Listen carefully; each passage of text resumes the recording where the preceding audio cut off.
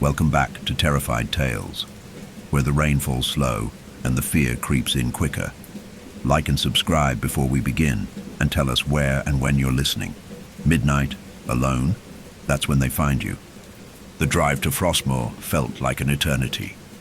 The radio crackled in the background, its static more of a companion than any real sound. Elise Weaver gripped the steering wheel tighter, trying to ignore the overwhelming sense of dread that clawed at her chest. She had driven this road countless times, but never like this, never under these circumstances. Her brother, Theo, had disappeared without a trace 2 years ago, and not a single lead had brought her any closer to understanding why. Her parents were gone now, leaving her with nothing but this unfinished business and the unanswered questions that had consumed her life since that cold, dark night. She passed through the fog, the thick white haze rolling across the roads like a living thing, almost as if the town itself was trying to swallow her whole. The world around her was deathly still, as if holding its breath in anticipation of something terrible. The trees lining the path were bare, their skeletal limbs reaching out like silent, accusing hands. Every turn felt deliberate, like the town was drawing her deeper into its embrace, a place she hadn't visited since she was a child. Frostmoor was a place stuck in time. There was a quiet kind of decay here, a lingering sorrow that seemed to saturate everything, from the old, sagging homes to the fading paint on the street signs. The locals kept to themselves, whispers of ancient tragedies and curses running through the town like a current. When Elise had arrived 2 days ago, the landlady at the bed and breakfast had given her an unsettling look, but said nothing. She parked outside the small, dilapidated house that had once been Theo's. The place looked almost exactly as it had when he'd lived here, despite the years of abandonment. The same curtains hung in the windows, threadbare and yellowed with age. She could still picture him in the doorway, his messy hair falling over his forehead as he cracked a half smile. He'd been different then, before the anger, before the unexplained silence that had taken over him in the months leading up to his disappearance. "God, Theo," Elise whispered, running her fingers through her hair as she stood in front of the house. She could feel the weight of the past pressing in on her, the sadness curling around her ribs like an iron vice. The door creaked open when she pushed it. The smell of dust and neglect hung in the air, mixed with a faint, sharp scent of something unfamiliar. Elise stepped inside, taking a deep breath and steadying herself. The silence was deafening, broken only by the soft hum of the house settling. The light from the afternoon sun barely filtered through the grime-covered windows, casting long shadows that stretched like dark fingers across the floor. She moved through the house slowly, her footsteps echoing in the emptiness. The walls, once lined with pictures of family vacations, birthdays, and moments frozen in time, were now bare. The rooms felt colder than she remembered, the air thick with an oppressive stillness. She pushed open the door to Theo's old room. The room was untouched, strangely so. The bed was neatly made, the desk covered in a thin layer of dust, and the shelves still held his old books. She hadn't expected it to feel this wrong. The weight of his absence was too heavy in this space, as if something had stolen him, away from it, leaving only the hollow shell behind. Her eyes drifted to the corner of the room, where a small, old-fashioned audio recorder sat atop a pile of notebooks. It wasn't there before. She walked toward it, her breath catching in her throat. The recorder was the kind her brother had used to record his podcasts, strange, unsettling stories about local myths and the darker corners of human nature. Elise could hear his voice in her mind, always so passionate when he spoke, always searching for the truth in places that others were too afraid to look. She hesitated before picking it up. The device was cold in her hands, almost as if it had been waiting for her. She pressed play, and for a moment nothing happened. Then the sharp crackle of static broke the silence, followed by the unmistakable sound of a whisper, too soft to understand, yet unmistakably human. "Theo?" Elise whispered, her heart skipping a beat. She turned the volume up, the crackling sound intensifying until it filled the room, until it became all she could hear.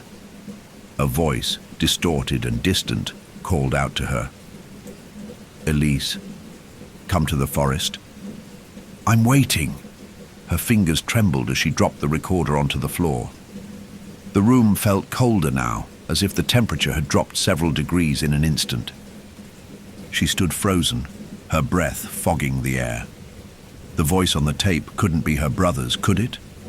It sounded like him, but distorted, twisted in a way that sent a chill through her bones. Elise knew deep down that the answer she sought was somewhere in Frostmoor. The problem was, she wasn't sure if she wanted to find it anymore. She picked up the recorder again, her fingers shaking. This time, she carefully stopped the tape. She looked around the room one last time, but as she turned to leave, a soft sound echoed from the walls, a faint, hurried whisper that made her freeze. It was too quiet to make out, but it felt like something was breathing with her, something waiting, something ancient. "Theo," she murmured again, her voice barely above a whisper. "Where are you?" But the silence around her was the only answer. The sun dipped lower on the horizon as Elise stepped back into the cold, her mind reeling from the sounds that had come from the recorder. The voice on the tape, or whatever it was, had unsettled her. It wasn't Theo, but it had sounded so much like him. Like an echo from another reality, a distorted version of him, trapped in the static between worlds. Her hands shook as she wrapped the recorder in her coat sleeve, tucking it into the pocket of her jacket. She didn't know what to make of it yet, but deep down, she feared it was a sign. Elise walked back through the small town, each step heavier than the last. The wind was picking up, carrying the biting cold deeper into her skin. The fog had thickened, turning the streets into a surreal, shifting void where every shadow seemed to loom too long, as if waiting for something or someone to step into it. She hadn't planned on being here this long. Her original intention was to gather some information, maybe visit a few of the local landmarks, then head back to her apartment in the city. But now, with the eerie feeling settling deeper in her chest, she couldn't ignore the nagging sense that the town, the village itself, had been waiting for her to arrive. The small town square appeared empty as she made her way to the library, the only place she could think of to seek answers. A lone street lamp flickered as she passed, the light casting a sickly glow on the cobblestone path. The air felt charged, almost electric, but Elise couldn't figure out why. She was starting to feel the weight of the past closing in, as if the town was watching her, judging her for returning after all these years. The library door creaked as she entered. Inside, the place smelled of old paper and dust, the shelves towering overhead with decades of forgotten knowledge. Behind the counter sat Vera Dempsey, a woman in her late 50s with a weathered face and soft, thoughtful eyes. She looked up from her book when Elise entered, offering a hesitant smile. "Elise Weaver, isn't it?" Vera said, her voice low, almost as if speaking too loudly would disturb the fragile peace of the room. "I was expecting you." Elise blinked, unsure if she had heard her correctly. "Expecting me?" Vera set the book down gently. Her gaze softened, and there was a strange kind of knowing in her eyes, as if she had seen too much of this story play out before. "The Weaver family. There are things here, things that you might not understand yet, but you will. It's just a matter of time." Elise felt a chill. "I'm looking for information on my brother, Theo. He went missing 2 years ago. I thought maybe you could help." Vera nodded, her expression growing more serious. "The Weaver family has been part of Frostmoor for generations, and every generation loses one. She paused, letting the words hang in the air like a ghost, waiting to be acknowledged. Not everyone is meant to survive here, Elise. The town has a way of claiming its own. Elise frowned. What do you mean by claiming its own? Vera took a slow breath, her fingers lightly tapping the edge of the desk. There are many stories about Frostmoor, but they've been buried beneath layers of time and fear. The truth is not something the people here want to face. But it's real, and it's tied to your family. Elise's heart quickened. My family? What do you mean? Vera hesitated. Then, as if deciding that Elise was finally ready to hear the truth, she stood up from behind the desk and walked over to the row of bookshelves. She pulled a weathered, leather-bound volume from the farthest shelf and handed it to Elise. This is the history of Frostmoor, Vera said quietly. And it's more than just a record of dates and names. It's a warning. I think your brother understood this before he left. He was searching for something. And now, it's your turn. Elise opened the book slowly, its brittle pages crackling under her fingertips. She scanned the faded words and yellowed illustrations, many of which depicted old rituals, ceremonies, and strange symbols. It didn't take long for her to stumble upon something that made her blood run cold, an illustration of an ancient circular pattern. It was the same symbol she had seen carved into the walls of the chapel in the forest. Elise, Vera said, softly, her voice growing quieter, almost conspiratorial. Frostmoor's curse has never been broken. Every generation of the Weaver family has lost someone to it, a child, a loved one, and every time the town feeds on their grief, on their fear. It's part of the deal. Elise stared at the image in the book, the symbol haunting her as it seemed to shift, moving with her gaze. The connection was undeniable now. The town, the curse, her brother's disappearance.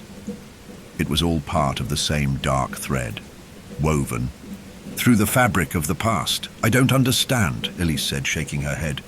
What does this have to do with me? Why Theo? Vera sighed deeply, her eyes closing for a brief moment as if she were mentally steeling herself. Because it always comes back to the Weavers. Your family has been tied to the darkness that watches over this place for centuries. And Theo, he was chosen. Not by fate, but by the town itself. Elise's throat went dry. What do you mean, chosen? Vera's voice dropped to a near whisper. The entity that haunts this place, it feeds on the sorrow of the living. It draws its power from the people who belong here. People like you, people like Theo. And when someone like him, a Weaver, comes close enough, it pulls them in. It makes them part of the darkness. Suddenly, the room felt colder. The air seemed to thicken with the weight of something unseen, pressing in from every corner. Elise's mind raced. She wanted to leave, to run as far as she could, but the thought of her brother, the voice on the tape, kept her rooted in place. You're saying my brother, he's dead? That this thing took him? Vera shook her head, her expression grave. I'm not saying that. But what I am saying is that Theo's fate was sealed the moment he was born here. Just like yours will be if you don't leave. Elise didn't know what to say. The air felt thick with the tension of old, unspoken truths. She opened her mouth to speak, but before she could, a sudden noise echoed from the farthest corner of the library, a soft, indistinct whisper that sounded too close, too familiar. Elise froze, her heart skipping a beat. The voice, it sounded like Theo's. Elise, come to the forest. Elise felt the cold grip of fear wrap around her chest as the whispering voice grew louder. It was real. This wasn't just in her head. She turned toward Vera, her face pale. What the hell is that? She demanded, her voice trembling. But when she looked back, Vera was gone. The library stood silent once again, save for the echoes of something or someone calling her deeper into the town. Elise, come to the forest. The whispers had stopped as abruptly as they had started, but the air in the library still hummed with a restless energy. Elise's breath quickened as she scanned the room, her heart pounding in her chest. She could feel the weight of the silence, pressing in on her like an invisible hand choking the air. The absence of Vera's presence made everything feel wrong, more alien than it had moments before. She had no intention of staying in the library any longer. She needed to find answers.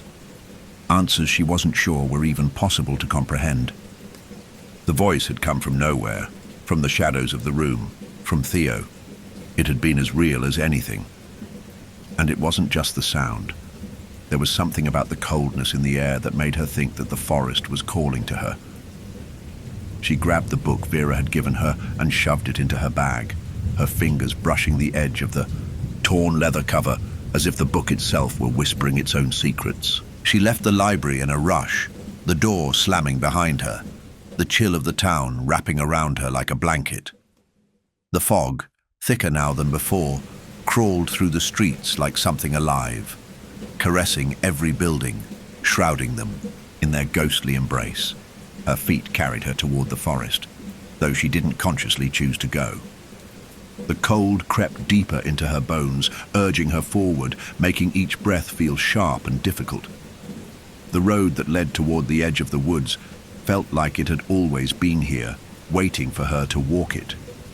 Every step seemed to lead her closer to some dark fate, yet she couldn't bring herself to stop. The trees that lined the path seemed to close in on her, their skeletal branches twisting overhead like gnarled fingers reaching toward the sky. The town, now distant behind her, seemed to vanish completely, swallowed by the thickening fog. Only the sound of her boots crunching on the frost-covered ground kept her company. As Elise neared the edge of the woods, she saw it, a small chapel, hunched and decaying in the distance. It stood alone, its weathered stones buried in creeping ivy and snow.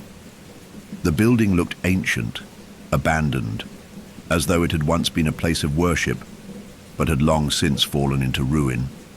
The fog pressed against its walls, making the structure seem even more distant and unreachable, as though it didn't belong in the present world at all. Elise's feet carried her toward the chapel, despite the gnawing sense of dread tightening in her chest. The air around her felt charged, thick with some unseen energy. The whispers, still faint, seemed to be carried on the wind, muffled but unmistakable. She could hear them, her brother's voice again, calling to her. Elise, you have to understand. She stepped inside the chapel, the door creaking open with an eerie groan that seemed to echo down the narrow, shadowy hall. Inside, the air was colder than it had been outside, the chill biting at her skin like a living thing. The smell of mildew and rot filled her nostrils, and the sound of her breath felt too loud in the quiet, broken only by the creaking timbers above her. The chapel was small, just a single room with a rotting altar at the far end.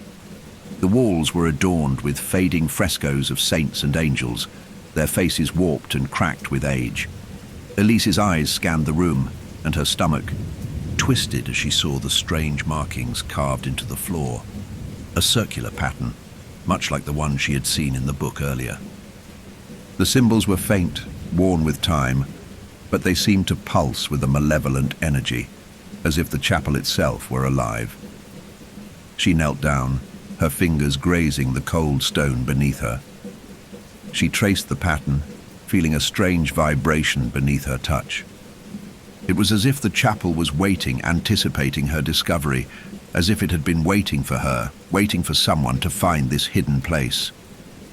A low, guttural sound reverberated through the walls of the chapel. Elise stood, her legs unsteady, beneath her as the air around her grew heavier, colder. It was the voice again, more distorted now, echoing in strange, unintelligible fragments. Elise, come closer. With a shaky breath, Elise backed away from the altar, her eyes darting to the far corners of the room. Shadows seemed to writhe in the corners, stretching and shrinking as if they were alive. Her pulse raced, her skin tingling with the weight of unseen eyes watching her every movement. It felt like the chapel was shifting, folding in on itself, tightening around her. She felt the overwhelming urge to leave, to run, but she couldn't tear herself away. It was like the chapel had claimed her, like it had been waiting for her, to walk into its grasp. A faint click came from the altar. Elise turned her head just in time to see a hidden compartment slide open at the base, revealing a small tarnished box. Her heart skipped a beat, and she felt an instinctual pull toward it. With trembling hands, she reached for the box, the metal cold to the touch. She lifted the lid. Inside, there was nothing but a single faded photograph of a family. The image was old, the edges curling with age. The faces were blurry, half hidden in the shadow of the chapel's dim light, but Elise recognized one face immediately. It was her father, young and smiling, standing beside a woman she didn't recognize. In the woman's arms, a small child, a little boy, was cradled against her chest. Theo. Elise's breath caught in her throat. The photograph felt like a blow to the stomach, as if it had been placed there just for her to find. She had never seen this picture before, not even in the family albums her parents had kept. The photograph was a stark reminder of her family, of Theo, and of the weight of the curse that haunted Frostmoor. Before she could make sense of it, the whispers returned, now louder, closer. They were no longer voices in the distance. They were right behind her, surrounding her. "Elise, come to us, join us." Her pulse quickened. She turned, her legs trembling, and stumbled backward toward the door. The room felt alive, pressing in on her from all sides, the shadows now moving, shifting, whispering in strange tongues. The chapel seemed to pulse, the energy in the air crackling as if the very walls were alive, closing in on her. The door slammed shut, trapped. The whispers grew louder, the voices now a chorus of distortion, all calling her name. Her vision blurred as the chapel seemed to stretch, to distort, as if it was sinking into itself, dragging her down with it. Elise. The voice, Theo's voice, came again, distorted but unmistakable. "I've been waiting for you." Her breath hitched, and the chapel seemed to collapse in on itself, the shadows swallowing her whole. And then, as she gasped for air, everything went silent. The silence in the chapel was suffocating. Elise's breath came in shallow gasps, her chest tight as if the very air around her had turned to ice. She was no longer sure if she was standing or floating. The world seemed to blur around her, the eye shadows twisting and warping as though the chapel itself were a living thing, a mouth ready to swallow her whole. The whispers had stopped. That should have been a relief, but instead, the stillness felt worse, like a predator waiting for its moment to strike. Elise's pulse hammered in her ears, drowning out the distant echoes of her own ragged breathing. She didn't know how long she'd been standing there, frozen, but it felt like hours. The weight of something unseen hung in the air, and it was then she realized that the oppressive force she'd felt before, the strange energy that had pulled her into the chapel, hadn't vanished. It had only grown stronger, more insistent. Forcing herself to take a step forward, Elise reached out for the door. It wouldn't budge. Her heart skipped a beat. She pushed again, harder this time, but the door was immovable, locked from the other side. Panic began to rise in her chest. She was trapped. She'd come here seeking answers, but now all she felt was the unbearable weight of the town's curse closing in on her. Her mind raced. What the hell is happening? The figure in the photograph, her father, Theo as a child, standing beside a woman Elise didn't recognize. That image hadn't been in the family albums. It wasn't supposed to be there. Was it a warning? Or had The chapel itself placed it in her hands, pulling her deeper into its web. "Elise," the voice came again, a low murmur that seemed to vibrate through the very walls of the chapel. It was almost like a thought, yet not her own. A whisper, too familiar. "Theo." His voice again. So real, so present. It sent a chill spiraling through her veins. She whirled, expecting to see him standing there, but there was only darkness. The chapel had grown darker, the shadows pooling around the altar and creeping along the walls like living things. It was as if the chapel itself were breathing. "Elise!" The voice repeated her name, this time more clearly, more urgently. She closed her eyes for a moment, her hands trembling at her sides.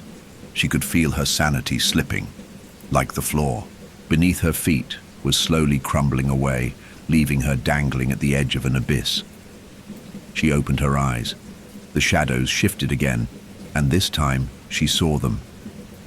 Figures, dark, indistinct shapes, moved just beyond the edge of the light, slipping between the beams of the broken windows like phantoms. At first, she thought it was a trick of the light, but the longer she stared, the more they became real.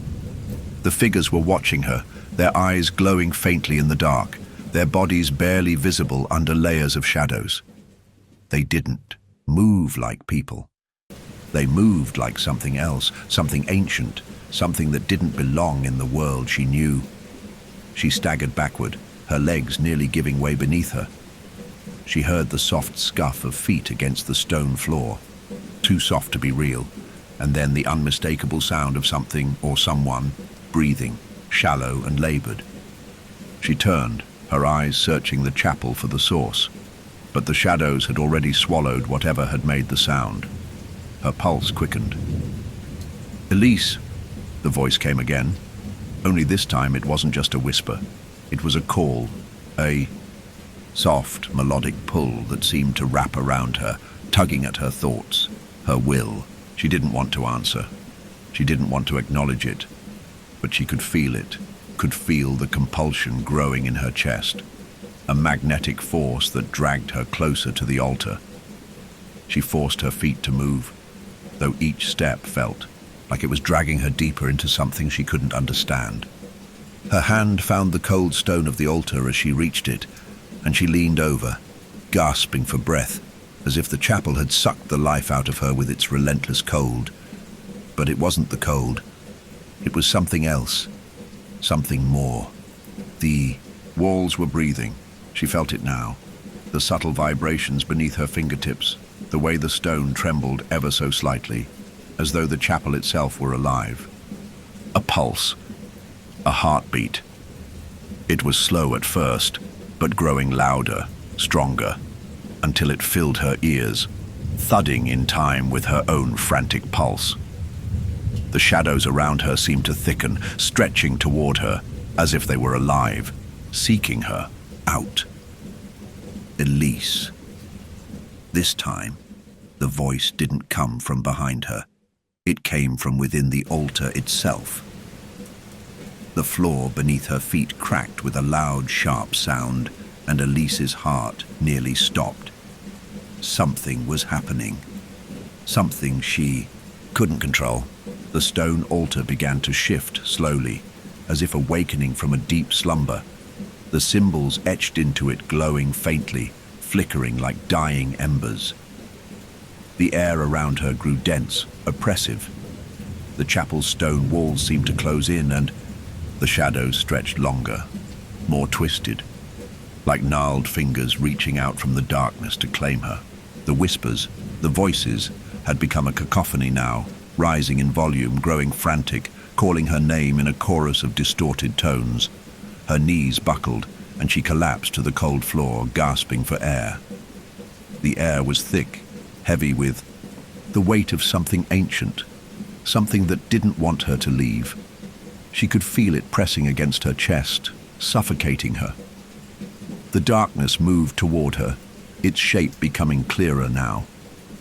And in that shape she could see a face, a twisted, distorted version of her brother's face. No, Her breath caught in her throat as she saw Theo's eyes, empty, hollow, staring at her through the darkness. His mouth opened, but no sound came from it. Instead, his voice echoed inside her mind, louder than ever. "Elise, you belong here." She stumbled to her feet, her legs trembling, her body barely able to hold her up. The altar was alive, the stone heaving, the symbols glowing brighter, burning hot against her skin. The figure in the shadows was moving toward her, its form becoming more defined, more real. It was no longer Theo, it was something else, something that had taken him, had consumed him, and was now reaching out for her, pulling her into the darkness. A single word echoed in her mind, a single thought that screamed louder than anything she had ever heard: escape. But the door, still locked, mocked her. The figure reached out, and in that instant, she realized something terrible. She had already been found. Elise's body trembled uncontrollably as the darkness closed in around her. The air was thick, heavier now, as if the very walls of the chapel had become a vice, pressing down on her with a suffocating force. The figure, once just a flickering shadow, had solidified into something undeniably real, something wrong. Its form twisted in unnatural ways, limbs too long, movements too jerky.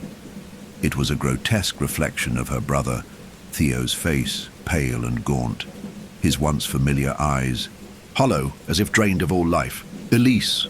The voice rasped from its twisted mouth, each syllable distorted, as if being torn apart before it could even fully form. "You're home." Her heart thudded painfully in her chest as the words rang in her ears, an echo of the horror she'd come to understand. The entity had taken him. No, it wasn't just Theo anymore. It was something ancient, something far older than her understanding of Frostmoor. The shadows, the whispers, had consumed him, and now it sought her. Elise felt a cold shiver race down her spine as she realized that this was the culmination of everything: the town's curse, her family's bloodline, the strange, irresistible pull that had brought her here. "No," she whispered, though her voice barely made it past. Her lips trembling with fear. She had to leave. She had to escape. The figure that was once Theo, but was now something far more monstrous, lurched toward her. She stumbled back, her legs like lead, too weak to carry her. But the cold, had taken hold of her, and it was everywhere, now creeping into her bones, making her heart race and her thoughts scatter. She reached for the door again, her hands shaking violently as she tried to pull it open. But it wouldn't budge. The shadows seemed to laugh. "Elise, you cannot leave," it said, its voice warping into a low growl. "You've always been here, waiting, just like Theo." Her breath caught in her throat as she spun around, looking for any escape, any way out of the chapel. But everything seemed to warp around her, the walls shifting and bending in ways that couldn't possibly be real. She was no longer sure what was tangible and what was an illusion. The chapel felt alive, and in that moment, Elise realized just how deep the darkness of Frostmoor ran. The town had claimed her family, just as it had claimed Theo. "No," her voice cracked, desperate, as she pushed herself to her feet. "This isn't real. This can't be happening." But the figure's smile widened, a twisted, toothy grin that seemed to stretch unnaturally across its face. The shadows surrounding it deepened, enveloping its form as it loomed closer. "You're already here, Elise," it hissed. "The town calls you, the bloodline calls you. You've always been a part of this. We are the darkness." In that moment, Elise understood. The entity, the one that had been stalking her thoughts, pulling her into the woods, whispering her name, was not just a spirit, not just some ghost of the past. It was a manifestation of the curse, a curse that bound her family to the very soul of Frostmoor. She had returned to this place not by chance, but by fate, her fate. The town's curse had been waiting for her to come back, to finish what had been started long ago. Her mind reeled with the truth. Theo had never truly disappeared. He had been taken, absorbed into the same dark force that now sought her. He had become the darkness, just like the others before him, just like those before her. Elise backed away from the altar, her chest rising, and falling in shallow breaths as the figure, Theo, moved closer, its form melting into the shadows, stretching toward her. His hollow eyes locked with hers, and for a fleeting moment she thought she saw a flicker of recognition. Theo? She thought desperately, but what was left of him was buried in the creature's twisted form, swallowed by the very thing that had claimed him. Elise. The voice that came from the figure now was both his and not his. It was distant, like a memory trying to claw its way through her mind. Come closer. The ritual is nearly complete. You're the last piece, the last sacrifice. The air around her felt thick, suffocating as the words burned into her mind. She was the final piece, the last sacrifice. She looked desperately at the chapel door. If she could only get to it, if she could break free of this place, this suffocating ancient nightmare. She pushed herself forward, her body trembling from the effort. Her heart was racing, the sound of her blood pounding in her ears. Elise! The voice, Theo's voice, was louder now, sharper. You don't understand. This is how it's always been. This is the way it has to be. The floor cracked under her feet, splitting wide open, as if the chapel itself were splitting apart. She screamed, stumbling back, but before she could take another step, something grabbed her. Her arms were wrenched behind her, pulling her back toward the altar. The cold, dark hands of the entity latched around her wrist, their grip like iron, pulling her into the shadows. She fought, kicking, screaming, but her body felt weak, powerless against the force that was pulling her in. The walls of the chapel seemed to close in on her, the room shrinking as though the town itself was compressing around her. No, no, no! Elise cried out, struggling against the force, but the more she fought, the tighter the grip around her wrist became, until she could no longer feel her fingers. The dark figure that had once been her brother loomed before her, its smile still stretched impossibly wide, its eyes glowing faintly with the light of some unnatural fire. It's too late, it whispered, its voice softer now, almost tender. You're a part of it now, just like the others before you. Her head was spinning, her heart pounding in her chest. The chapel had become an endless black void, the shadows stretching and twisting as the figure drew closer. She reached out for something, anything, but there was nothing left but the oppressive cold and the crushing pull of the entity. Elise couldn't breathe. She couldn't think. This is it, she thought numbly. This is what the town has been waiting for. And as the figure closed in on her, she understood. The curse of Frostmoor was never meant to be broken. It was a cycle of loss, a cycle of sacrifice. She would join the others. Theo would have company now, and the town would feed. The last thing she heard was the soft, melodic whisper that had followed her since she arrived.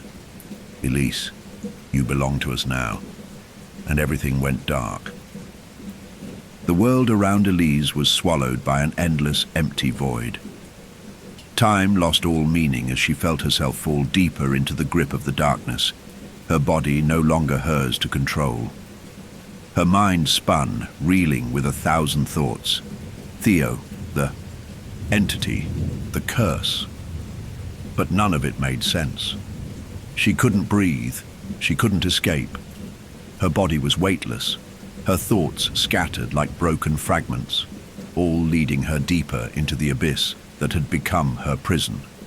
And then, with a sharp intake of breath, she woke. The chapel was gone. The darkness, the oppressive weight had all vanished, replaced by a quiet, eerie stillness. Elise blinked, her head throbbing as if a fog had lifted from her mind. She was lying on the cold ground, her arms stretched out beside her. The stone floor beneath her rough and unforgiving. She sat up slowly, her body feeling strange, as if it didn't quite belong to her. The air was cold, but not as biting as before. The fog, always there, always heavy in Frostmoor, seemed lighter, almost as if it were thinner. She rubbed her eyes, trying to clear the disorienting haze, but when she opened them again, she found herself in an unfamiliar place. The chapel was gone, replaced by a dark, narrow hallway, its walls lined with dusty bookshelves, old and worn, their contents hidden beneath layers of dirt and decay.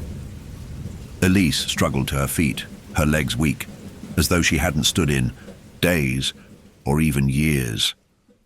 She looked around, her eyes slowly adjusting to the dim light of the hallway, her fingers brushing against the spines of forgotten volumes as she passed them. There was something wrong about the place, though she couldn't put her finger on it. The hallway seemed to stretch endlessly in both directions, the air thick with the smell of mildew and rot. The silence, though complete, was unsettling. It wasn't peaceful, it was oppressive. Her hand found its way to her jacket pocket, where the broken audio recorder was still tucked away. She had forgotten about it. The recorder she had found in Theo's room, the one that had carried the disturbing whispers, the distorted voices, the faint sounds of things that shouldn't have been. For a moment, she wondered if it was all a dream, some nightmare she had yet to wake from. But when she pulled the recorder from her pocket and looked at it, she saw that it was no longer broken. The tape was still inside, and the machine hummed with a soft, unsettling energy. With trembling fingers, she pressed play. At first, there was nothing, just a low, static hum. But then, a voice broke through the static. It was a voice she had heard before, the same distorted, familiar voice that had haunted her every waking moment in Frostmoor. Elise. Her heart skipped a beat. It wasn't just any voice, it was Theo's voice, but again it was wrong. The tone was off, flat, distorted. She could hear a deep metallic echo reverberating through the recording. Elise, you have to come back. It's waiting. The words hit her like a punch to the gut. She felt the weight of them press against her chest, squeezing the air from her lungs. She couldn't move. She couldn't think. The voice was clear now, cutting through the static with painful clarity. Her brother's voice. Her missing brother, whose disappearance had been a mystery she couldn't solve, was calling to her, but this wasn't Theo. Not entirely. This was something else. Something worse. Elise, it wants you. You can't escape. You never could. The voice flickered, then warped into something unintelligible, and Elise recoiled as a deep, guttural sound crawled through the speakers, scraping at her mind, pulling her back toward the memories she had been trying so hard to forget. The air in the hallway seemed to pulse, the walls vibrating as the sound echoed, stretching out like a ripple in water. The tape kept playing, despite her attempts to stop it, as if it had a will of its own. And then she heard it. The faintest of whispers beneath the crackling sound. Elise, listen. She froze. Her entire body went stiff, and she listened intently, her pulse quickening as the voice continued. You need to hear this. It's been waiting for you. Suddenly, the hallway around her began to change. The shelves seemed to bend and twist, the walls closing in on her. The faint, static-filled whispers grew louder, and the temperature in the room dropped again, sending a chill through her bones. Elise's heart hammered in her chest as her mind raced. What was happening? What had she just heard? What was the thing waiting for her? Was it the same entity that had taken Theo, that had tried to claim her? Elise. The voice called again, but this time there was no distortion. It was clear. You found the truth. Now you can't run from... It. Her hands shook as she pulled the recorder closer, willing it to stop. But the tape kept spinning, as if it were a living thing, alive in its own right. The voices, the whispers, the call. It was all there, so real, so vivid. She could feel the presence surrounding her now. She could feel it in her chest, as if it were pressing its way into her very soul. Elise.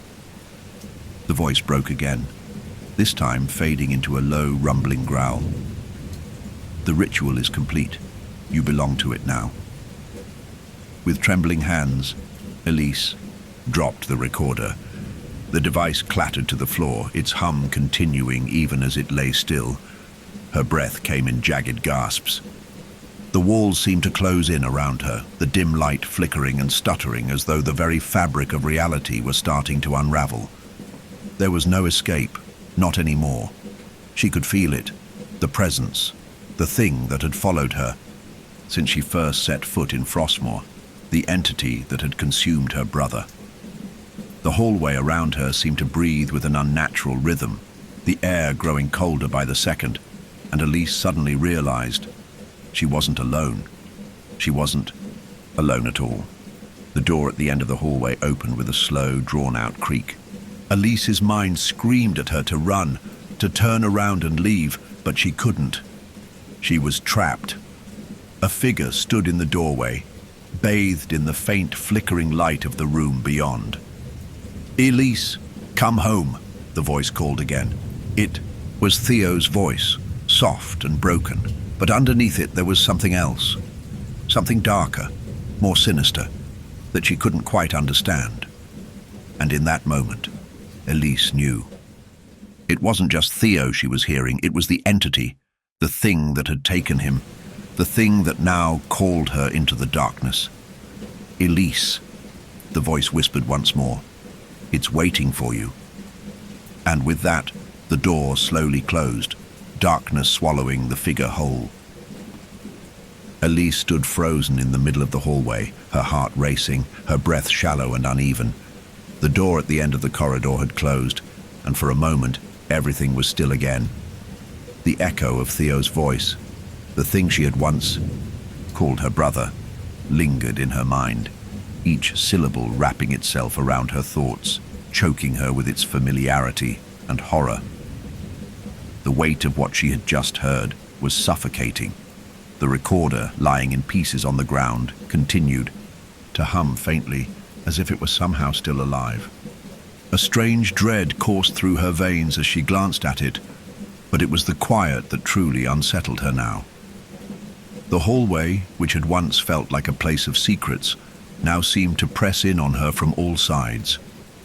The dim lighting flickered intermittently, casting long, distorted shadows against the walls. The shelves of old books were now clearly ancient, more than just dusty remnants of a forgotten library. Their leather-bound spines appeared to have aged in a way that defied time, warped and brittle, as though the entire place had been trapped in a moment that stretched far beyond Elise's understanding.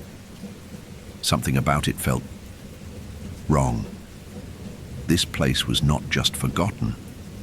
It was dead. "Elise." The voice echoed again from somewhere deeper in the shadows, more distant now, but still pulling her in, a lure she couldn't ignore.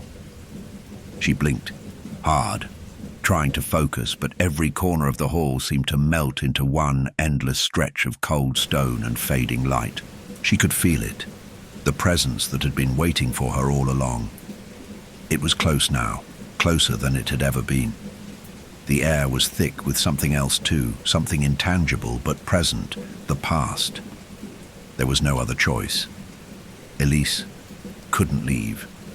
She had no idea how long she had been in this place, this other place, whether it was part of the town, part of the curse, or something entirely different. But the call of the voice, the beckoning of the thing that had taken her brother, was too much to resist. She had to keep moving. She had to understand. Her feet moved of their own accord, carrying her down the hallway, the sound of her boots echoing unnervingly in the quiet. Her eyes darted across the bookshelves, the titles faded and blurred from age. But something caught her eye. A book, different from the others, seemed to glimmer faintly as if beckoning her to come closer. She stopped, her pulse pounding in her throat. It was strange. Its spine was clean, untouched by time or dust, unlike everything else in this room. Her fingers hesitated before brushing against it. The book slid out with ease, and when she opened it, the first thing she saw was a familiar symbol, the same symbol she had seen carved into the walls of the chapel, the one that had been in the photograph of her family, the one that had come to haunt her from the moment she stepped foot in Frostmoor.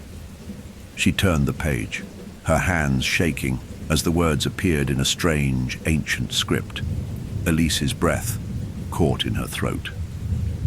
The language was unfamiliar, yet the symbols seemed almost intuitive. She could almost understand them, or at least feel their weight. The text was a story, but not a simple one. It told of a family bound by blood to the land of Frostmoor, the Weavers. Their ancestors had made a pact, a binding promise, and in return for their prosperity, one child from each generation would be taken, sacrificed to the entity that lived beneath the town. A sharp chill ran through Elise as she read, on, her heart pounding in her chest. The words blurred as her mind scrambled to make sense of them. They spoke of an ancient entity, one that had been feeding on the sorrow and blood of the Weavers for generations, waiting for the time when the bloodline would return to feed it once more. It wasn't just a curse. It was a pact, a ritual woven into the very fabric of Frostmoor's existence. Her thoughts flashed back to Theo, to the recorder, to the whispers. She understood now. Theo had not just disappeared. He had been taken as part of the ritual, as part of the cycle. Just like the others before him, like the ancestors she had never known, he had been chosen. He had become part of the darkness, and now it was her turn. The thought struck Elise like a blow. She staggered back, dropping the book, but it landed. With a soft thud, its pages fluttering as if in response to her panic.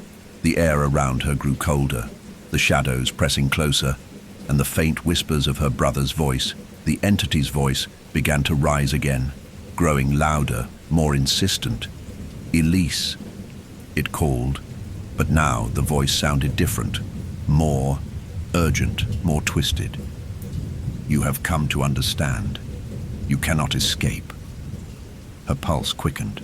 Her hands shook violently as she looked around, the dark corners of the hallway now swallowing the light. She had read enough. She had seen enough. She didn't need to understand everything. She didn't want to understand anymore, but there was no denying it now. The entity had always been here, waiting. It had always been part of her bloodline, a dark reflection of the very family she had grown up in. And now it was calling her back. Elise.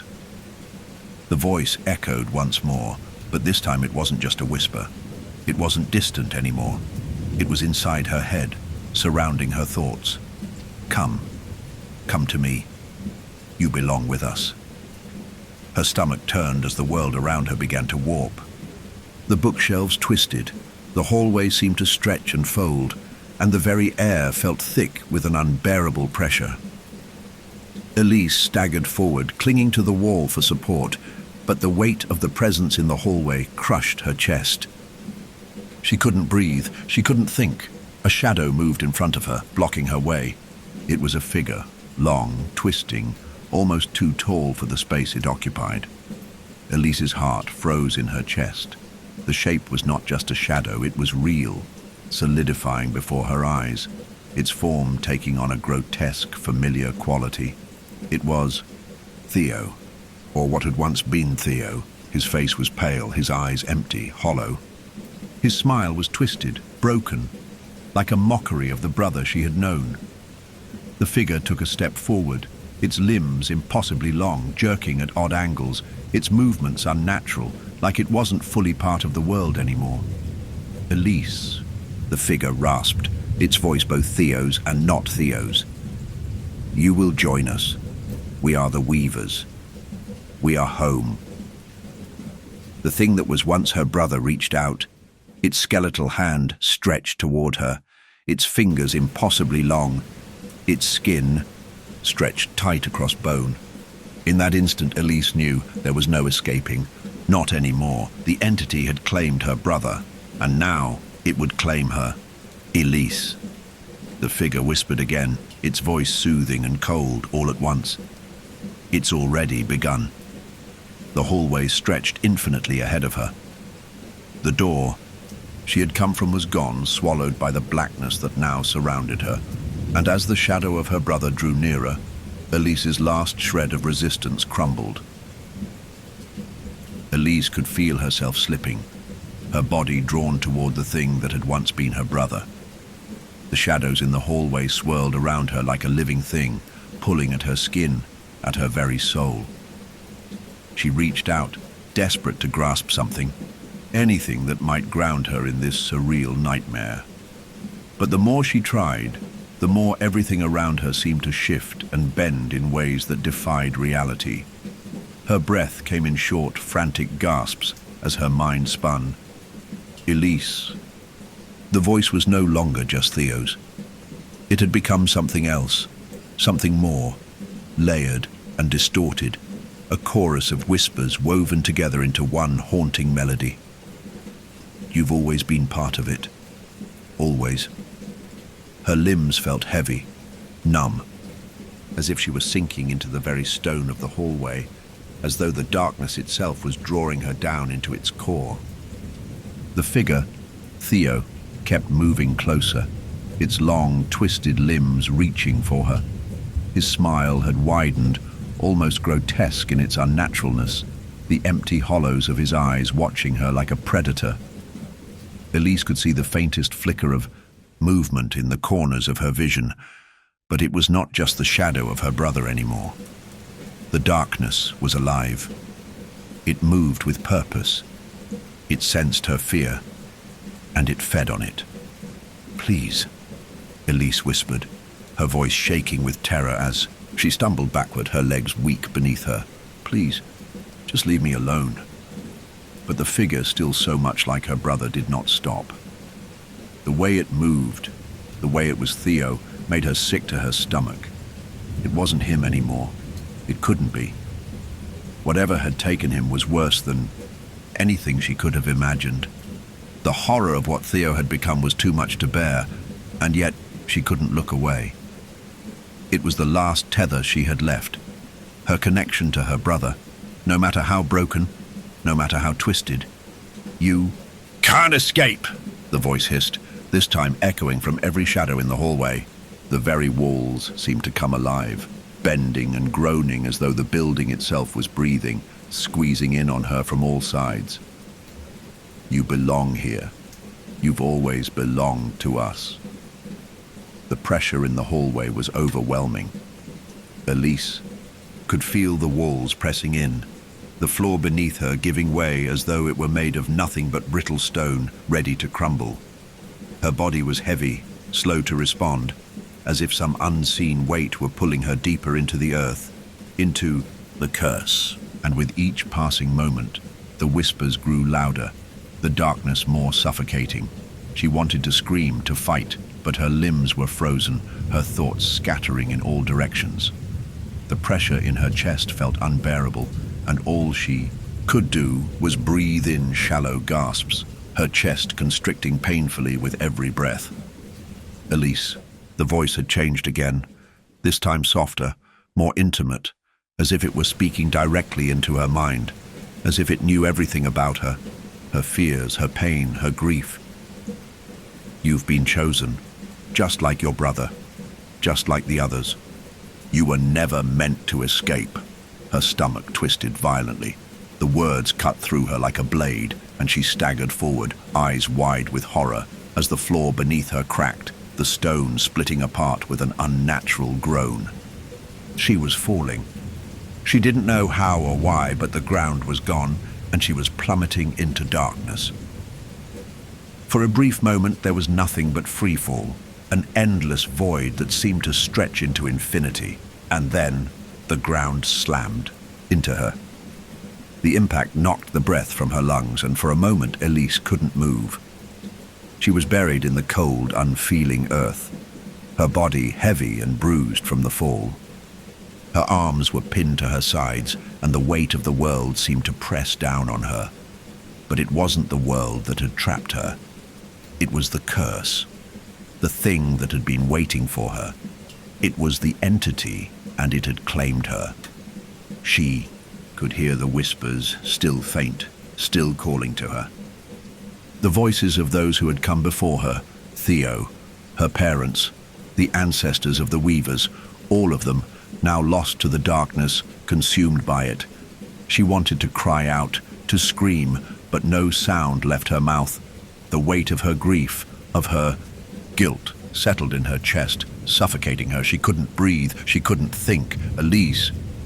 The voice again, now stronger, louder, echoing through the darkness like an ancient, terrible force.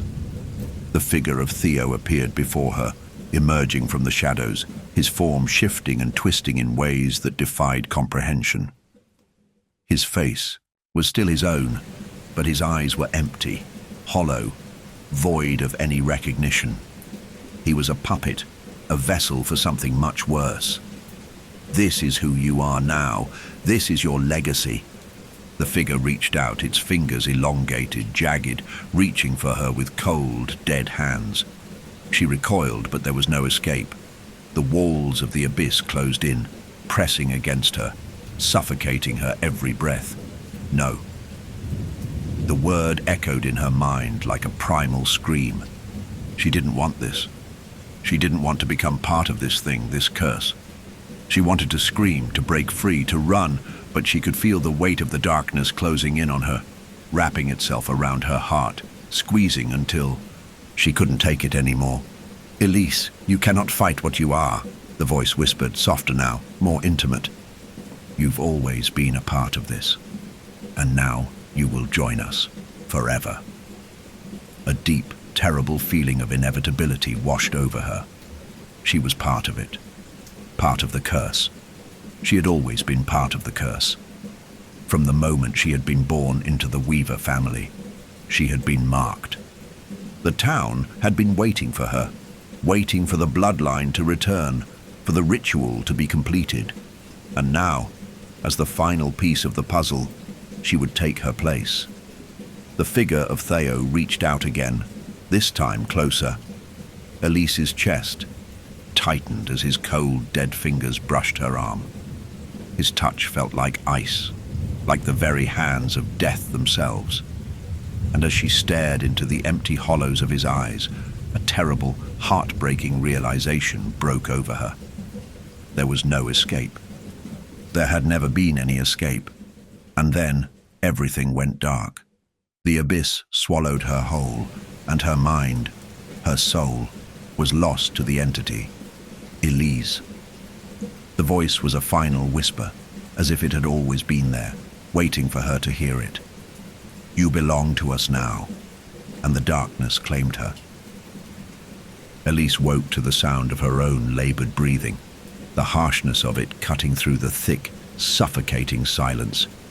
She gasped, her chest rising and falling with shallow, desperate breaths, her lungs struggling to fill with air.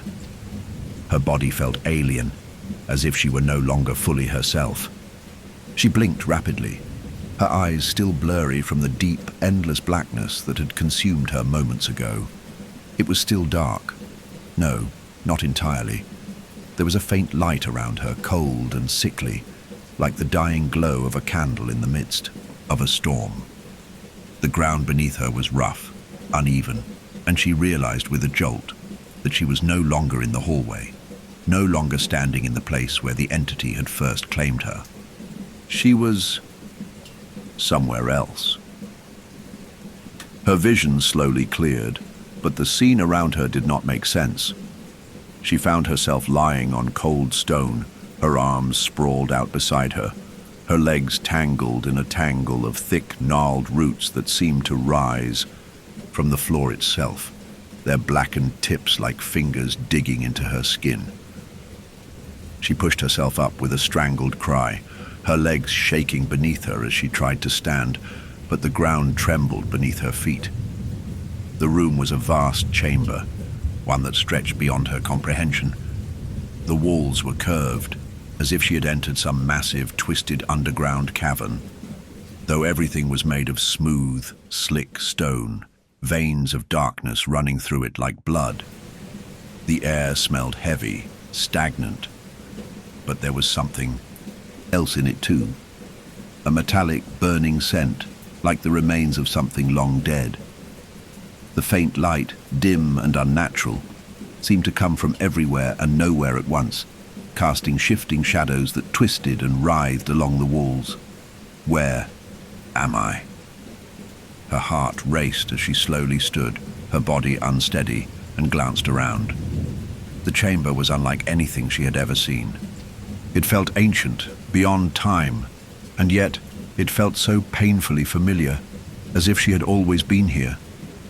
The roots that bound her to the stone floor stretched out in every direction, digging deeper into the cracks in the walls, as if they were tethering her to this place. Her breath hitched in her chest as the whispers began again, soft and murmuring, like the rustling of leaves in the wind. Elise's skin crawled with the sound, the words barely audible, but still there, swirling around her like a fog. Elise. It was Theo's voice, but not Theo's. It was distant, yet clear, as if it were coming from inside her head. She stumbled backward, her hands raised instinctively, as if warding off an invisible force. She had been here before. This place, this suffocating, darkened chamber, felt like an echo of something long buried, a place she had once known but had long forgotten. The walls seemed to pulse with life, breathing with every whisper, as though the chamber itself were alive. Elise, you've come home. The voice was louder now, unmistakable, and as it reached her ears, the room shifted again. The roots on the floor moved, their black tendrils stretching and curling as though they were sentient, twisting around her feet, pulling her toward the center of the chamber. Elise cried out, her heart pounding in her chest as the world around her seemed to close in, as if the chamber was sinking beneath her, dragging her deeper into the earth. A figure stepped forward from the shadows. Elise, it whispered again, but now she could see it clearly. The figure was familiar, but not. It was her brother, but it was not him. His face was a grotesque parody of Theo's, twisted and contorted by something far worse than death. His eyes were hollow, dark voids that seemed to suck in the very light around them. His smile was too wide, too jagged, as if it had been carved into his face by something far more ancient than any human could fathom. "No!" Elise gasped, stumbling backward. Her hands pressed against the stone wall, but the coldness of it seemed to seep into her very bones. "No, you're not him. You're not Theo." The thing that looked like Theo tilted its head, a sickeningly slow motion, and smiled wider. Its voice was a warped, fractured version of his, like a song played on a broken record, skipping and cracking as it spoke. "You were always a part of this, Elise," it hissed. "We've been waiting for you. I've been waiting for you." Elise's breath caught in her throat as she took another step back, her mind scrambling to understand what was happening. She was trapped in this place, in this nightmare, and the thing in front of her was no longer her brother, but a puppet, an empty shell, corrupted by the same thing that had taken her family, that had taken Theo. "What are you?" she whispered, her voice barely audible. "What are you, really?" The thing that was once her brother let out a deep, guttural laugh, a sound that seemed to vibrate the very air around her, rattling her bones. "We are the Weavers," it said, its voice a low, distorted growl. "We are the bloodline. We are the curse." It took a step toward her, its movements jerky and unnatural. "And you are the last piece. You are the final offering." "No," Elise cried out, her voice breaking. She wanted to run, to escape, but her legs felt like stone, too heavy to move. The roots beneath her feet were tightening, pulling her closer to the center of the chamber, and as the thing reached out for her, its fingers long and jagged like the branches of a dead tree, Elise felt the terrible pull of inevitability. She couldn't escape. The thing's hand hovered over her, its fingers outstretched, and in that moment, Elise realized the truth. She had never been meant to escape. She had never been meant to find Theo, to break the curse. She was the final sacrifice, the one who would complete the cycle that had plagued the Weavers for generations. And the darkness, this entity, had been waiting for her all along. "Elise," the thing whispered one last time, its voice now a chorus of echoes, all blending together. "It's time to join us. Time to belong." With a scream that was torn from her soul, Elise tried to break free. She pulled, strained against the roots that held her fast, but they dug deeper into her skin, and the darkness pressed in tighter, suffocating her. The thing that had once been her brother reached forward, its twisted grin widening as it touched her face with cold, dead fingers. And then all at once, everything went black. Elise awoke to the cold. It wasn't the kind of cold that could be shaken off with a blanket or warmth from a fire. No, this cold was deeper, rooted in her very bones, as though the chill had seeped into her from the inside out, freezing her soul in place. Her body felt foreign, as if she were no longer truly herself, but an empty shell inhabited by something else. Her head spun. She was lying on her back, her arms splayed out beside her, her palms flat against the stone beneath her. The black, gnarled roots that had once pulled at her feet had retreated, leaving her feeling strangely light, almost weightless. She blinked rapidly, her vision swimming in and out of focus, her mind still trying to piece together what had happened. The chamber, the cursed place, the heart of the darkness that had consumed her brother, her family, and now her, surrounded her. The walls still pulsed with that unnatural light, dim and sickly, and the air was thick with something oppressive, something ancient, that pressed in on her, suffocating her thoughts. It felt like an inescapable weight, this feeling of being trapped. She could feel the eyes of the thing, Theo, hovering just beyond her like a phantom standing at the edge of her vision. She didn't want to turn and look, but she knew that she had to. The moment she did, her blood froze in her veins. It wasn't Theo anymore. The thing that wore his face was no longer a mere shadow of him. It was other. Its eyes had gone from hollow sockets to deep glowing pits of dark energy swirling with an unholy light. Its skin had stretched, growing taut across its bones, its form towering over her like an inhuman shape. The thing moved unnaturally, jerking forward, its limbs twisted and contorted in ways no human could ever move. But its face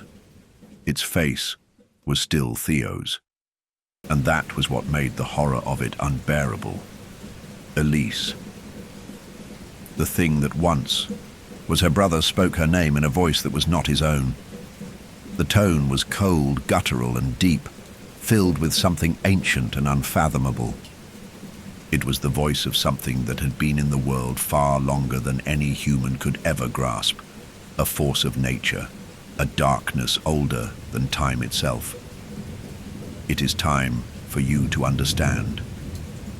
The words sank into her chest like stones, and she scrambled backward, her hands trembling as they pushed against the stone floor. She wanted to run, to flee, but her body was heavy, slow, as if the curse had wrapped itself around her, binding her to the earth.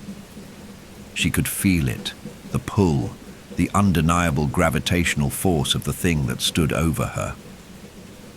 "Elise." The voice spoke again, sharper, more insistent this time. "You cannot escape. You are part of it now, just like him, just like us." The thing that was once Theo stepped forward, its shadow looming larger with every movement. It bent down, its long, twisted fingers reaching toward her. The skin on its hands was a sickly grey, stretched tight over the sharp bones, but it was not just the horror of the thing's appearance that terrified Elise. It was the sensation, the feeling that it was not really Theo at all, not the brother she had lost, but something worse. The thing was feeding on him, on her. Elise's breath came in shallow gasps as she clawed her way backward, her hands searching desperately for any way to pull herself away, but there was nowhere to go. The floor beneath her cracked and shifted, as if it too were alive, pulling her back toward the center of the chamber where the thing stood waiting. "No!" Elise choked out, her voice barely a whisper. "Please, you're not him. You're not Theo." The thing's mouth twisted into a smile, a grin far too wide for a human face stretching unnaturally across its features. There was a hollow, unsettling gleam in its eyes, and it loomed closer, bending down, its breath foul and heavy with the scent of decay. "You don't understand," it rasped, its voice laced with a deep, ancient malevolence. "Theo is gone. We are one now. He is no longer your brother, no longer the boy you once knew. He is part of this, part of the darkness, and now you will be too." A loud crack echoed through the chamber, like the snapping of old bones, and Elise flinched, her heart slamming against her chest. The sound grew louder, the earth beneath her feet groaning as though the very foundations of the place were about to collapse. "Elise," the thing whispered again, its fingers brushing her cheek, and Elise recoiled from the cold touch, but it didn't stop it from reaching in deeper. "It is your turn now. You are the last piece of the puzzle." The roots that had once retreated began to stir again, slithering from the floor like serpents, wrapping around her legs, her arms, pulling her closer to the center of the chamber where the thing awaited her. It was like a dream, but one that she could not wake from. The darkness had swallowed her completely, and there was no escape. "No!" Elise screamed, struggling against the roots, but it was no use. She could feel the thing's grip tightening on her, its presence surrounding her, filling every space with its cold, suffocating weight. It was happening. She was being consumed. "Elise, you are the final offering," the thing said, its voice low, reverberating through the walls like an ancient chant. "You will join us, and together we will end this cycle." The darkness closed in, the sound of her heart thudding in her chest growing louder, drowning out everything else. The roots tightened around her, pulling her deeper into the ground, pulling her into the very heart of the curse. She was no longer just a witness. She was no longer just a girl seeking answers. She had become part of it, the dark force that had claimed her brother, her ancestors, and now her. And in that final, terrible moment, Elise realized that the entity did not care about escape. It didn't care about understanding. It had only ever wanted one thing: completion. She had always been the last piece, the final offering. And now, as the darkness overwhelmed her, she understood. She was not just a part of the curse. She had become it. "Welcome home, Elise," the thing whispered, its voice a deep, echoing chorus in the blackness. And then there was nothing. Elise's eyes snapped open, the world around her a haze of swirling shadows and fog. Her body felt heavy, as though the weight of the earth itself was pressing down on her chest. She gasped, her lungs filling with cold, musty air, and her limbs trembled as she tried to move. Every part of her screamed in protest, but her body refused to listen. The room, or whatever this place was vast. The walls stretched endlessly, an expanse of blackened stone that rose to an unimaginable height. The shadows twisted and coiled within the corners, pulsating like dark veins in the earth, feeding off the fear that churned in her stomach. The dim light was gone, leaving only the oppressive darkness, thick as smoke, choking every breath she took. Elise could barely see her hands in front of her face, let alone the space around her. Her mind was scattered, fragmented. She couldn't remember how she had gotten here, but a gnawing, sickening feeling settled in the pit of her stomach as she realized the truth. She had never left. She was back in the heart of the curse. Her heart raced, the roots, the endless chamber, the thing that had once been Theo. It all came rushing back in a wave of terror so consuming that for a moment, Elise thought she might drown in it. Elise. The voice was a whisper, almost too faint to hear, yet it was there, inside her head. Theo. No, not Theo. The entity. The thing that had consumed him, that had consumed her family, that had always waited for this moment, for her to come home. Welcome back. The voice twisted through the air, slithering around her, filling the space like a living presence. The walls seemed to close in on her, the air growing heavier with every word, suffocating her. She stood, her legs weak, her body trembling, but she couldn't move fast enough to escape. She couldn't escape. There was no way out. A cold wind began to blow through the chamber, though there were no windows, no open doors. It was as if the very room itself was breathing, exhaling the dark breath of the curse that had been waiting for her. The wind carried with it the faint sound of whispers, low and guttural, as though the walls themselves were speaking, their voices twisted and broken. Elise, you've always belonged to this place, the voice continued, now clearer, more distinct. But it wasn't just one voice, it was many voices, layered and overlapping, like a choir of the damned, singing in tones of torment and longing. You are part of it, part of us. The words crawled under her skin, sending a cold shiver down her spine. She was no longer just a visitor in this place. She was its sacrifice. She was the final link in the chain, the last soul to feed the curse that had plagued her family for generations. Her brother, her parents, all of them, they had never escaped, and now neither would she. The thing that had once been Theo stepped forward from the darkness, its figure emerging from the shadows like a nightmare made flesh. Its face was still his, but it was wrong. The eyes were no longer hollow pits. They burned with a sickly light glowing faintly in the dark, a reflection of something far older, far darker. Its grin was wider now, jagged, its teeth sharp like the edges of broken glass. Elise, it whispered, its voice now warped, dripping with malice. You have been chosen. You've always been chosen. This is where you were meant to be. This is your true home. Her breath hitched in her throat. Her mind screamed at her to run, to fight, to do anything, but her body betrayed her. It felt like the air around her was made of lead, pressing in from all sides, suffocating her thoughts. She was paralyzed, caught in a web of fear and inevitability. The room seemed to pulse with a strange energy, the walls vibrating with each breath she took. The darkness deepened, becoming more oppressive, more alive. Elise's eyes darted around, searching for a way out, but there was no exit, no escape. The place had no doors, no windows. It was a prison, and she was its captive. Suddenly she felt something pull at her, inside her, like fingers curling around her very soul.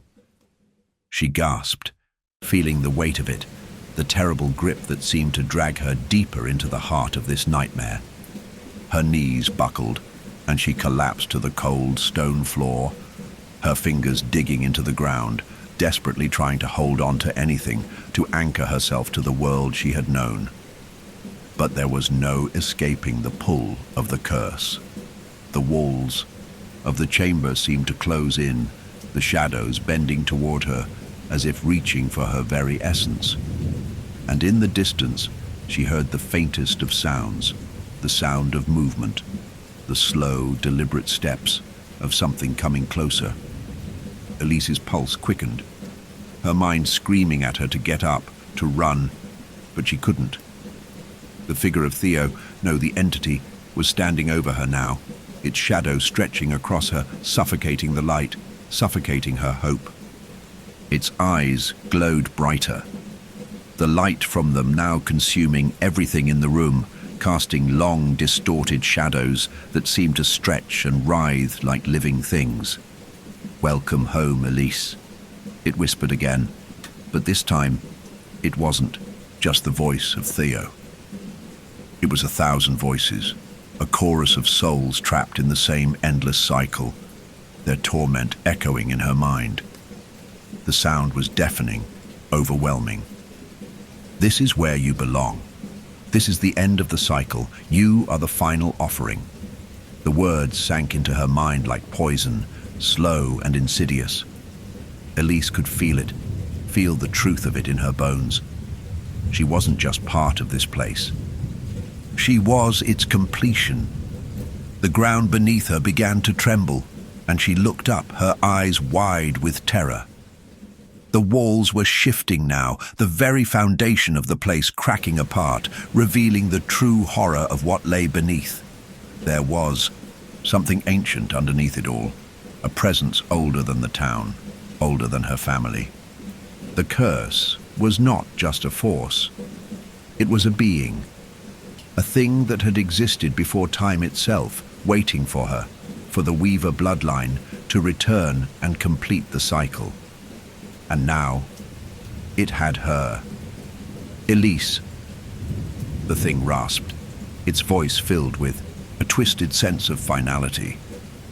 "This is where you become one with us, one with the darkness." The air grew thick, suffocating, as Elise felt the weight of it all press in on her. The walls closed tighter. The roots that had once tried to claim her began to stir again, rising from the cracks in the floor, wrapping around her limbs, pulling her deeper into the earth. Elise's vision blurred, and the last thing she saw was the figure of Theo, no, the entity standing above her, its grin widening impossibly, the glow of its eyes consuming her entirely. And then there was only darkness. The darkness was suffocating. It was like being buried alive, each breath a struggle against the crushing weight of the void that surrounded her. Elise's body was numb, her limbs stiff and unresponsive, as if every ounce of her being had been drained, leaving her a hollow shell. Her mind screamed, her thoughts a tangled mess of terror and confusion, but there was no way out. She was trapped. She had always been trapped. The last thing she had seen, the entity's monstrous, contorted form, was burned into her vision. The words it had whispered, "Welcome home, Elise. This is where you belong," echoed in her mind, a constant rhythmic refrain that gnawed at her sanity. Her brother's face, twisted beyond recognition, had been the last reminder of what she had lost. But that thing was no longer Theo. It was a shadow, a parasite that had consumed him. And now it sought to consume her as well. And yet, despite everything, there was a flicker of defiance, a spark of clarity in the overwhelming darkness. Elise's mind fought against the pull of the curse, against the suffocating pressure that tried to crush her will. She was not done yet. She had not come this far to surrender. She pushed herself upward, or at least she tried. Her hands dug into the cold, smooth stone beneath her, her fingers desperately searching for any purchase, any way to lift herself out of the crushing abyss. The weight on her chest was unbearable, but there was a strange sense of urgency now, a gnawing sense that something was pulling her down, deeper into the void. "No!" The words screamed in her mind. It was her last act of defiance. She could feel it, the entity, the curse. It was waiting. It had been waiting for her to give in, to accept it, to become it. But she would not yet. She refused. With a guttural cry, Elise forced her hands under her body and pushed herself up. Her arms trembled with the effort, and her body felt like it was breaking apart with every movement. But she did move. Slowly, clumsily. The world around her spun, her vision swimming as she fought against the grip of the curse. She staggered to her feet, her knees weak and unsteady. But she kept going, pushing forward with all the strength she could muster. The air was thick with whispers. soft at first, like the rustling of leaves, but growing louder, more insistent. Elise's ears rang with the sound of 1,000 voices, all speaking at once, all calling her name, pulling at her, tearing at her mind. Elise! It was Theo's voice again, distorted, shattered. Her heart lurched in her chest, the pain of his memory almost too much to bear. She had come so far to find him, but now she could feel the truth settling in. Theo was gone. He was not just lost. He was consumed, devoured by the very thing that had been pulling at her all this time. And now it was reaching for her, seeking to take her as well. Elise. The voice broke through the fog in her mind, but it was no longer just Theo's voice. It was the entity's, twisted and malevolent, its cold breath curling around her. You cannot run. You cannot hide. You belong to us now. The words struck her like a physical blow, the weight of them crushing her chest. But Elise fought against it. She fought against the pull, the suffocating darkness. She had felt its grasp on her heart, its icy fingers sinking deep into her, but she refused to let it take her. Not without a fight. She pushed forward, her breath ragged and uneven, her hands trembling as they reached for the walls of the chamber. She couldn't see clearly. Her vision blurred from exhaustion, but the faintest glimmer of light, soft and distant, caught her eye. A small crack in the darkness. A way out. It felt like a dream, an illusion. But she had to believe it. She had to try. With the last of her strength, Elise stumbled toward the light, her feet unsteady as she forced herself through the thick, oppressive air. The whispers grew louder, more frantic, urging her to turn back, to embrace the darkness, to surrender. But Elise refused. She wouldn't let it take her, not like this, not when she still had the strength to fight. The light flickered, pulling her forward with an unnatural gravity. It was dim, almost too faint to be real, but it was enough. It was a way out, and just as her hand brushed against the edge of the light, the air around her shifted. The pressure in the room intensified, and she felt her body lurch forward, her head spun, and suddenly, the chamber was gone. The shadows were no longer closing, in on her. She was, somehow, outside again. She gasped, falling to her knees, her hands pressed against the cold ground. The wind rushed past her, sharp and biting, and the sky overhead was a dark, bruised purple, like the moments just before a storm. The town of Frostmore stretched before her, quiet, still, and as cold as ever. She could feel the weight of the curse lingering in the distance, but it was fainter now, like a distant memory. But something was wrong. She wasn't free. Not yet. A deep, bone-rattling tremor ran through the ground, sending a shiver of fear through her body. Elise scrambled to her feet, looking around frantically. The air felt charged, crackling with something dark, something ancient. The whispers had faded, but the presence, the feeling of being watched, of being followed, was still there, hanging over her like a storm cloud. Elise. The voice came again, but this time it wasn't just in her mind. It was real, spoken, aloud, like a physical presence in the air. The sound of it made her blood run cold, her hands shaking as she turned toward the source.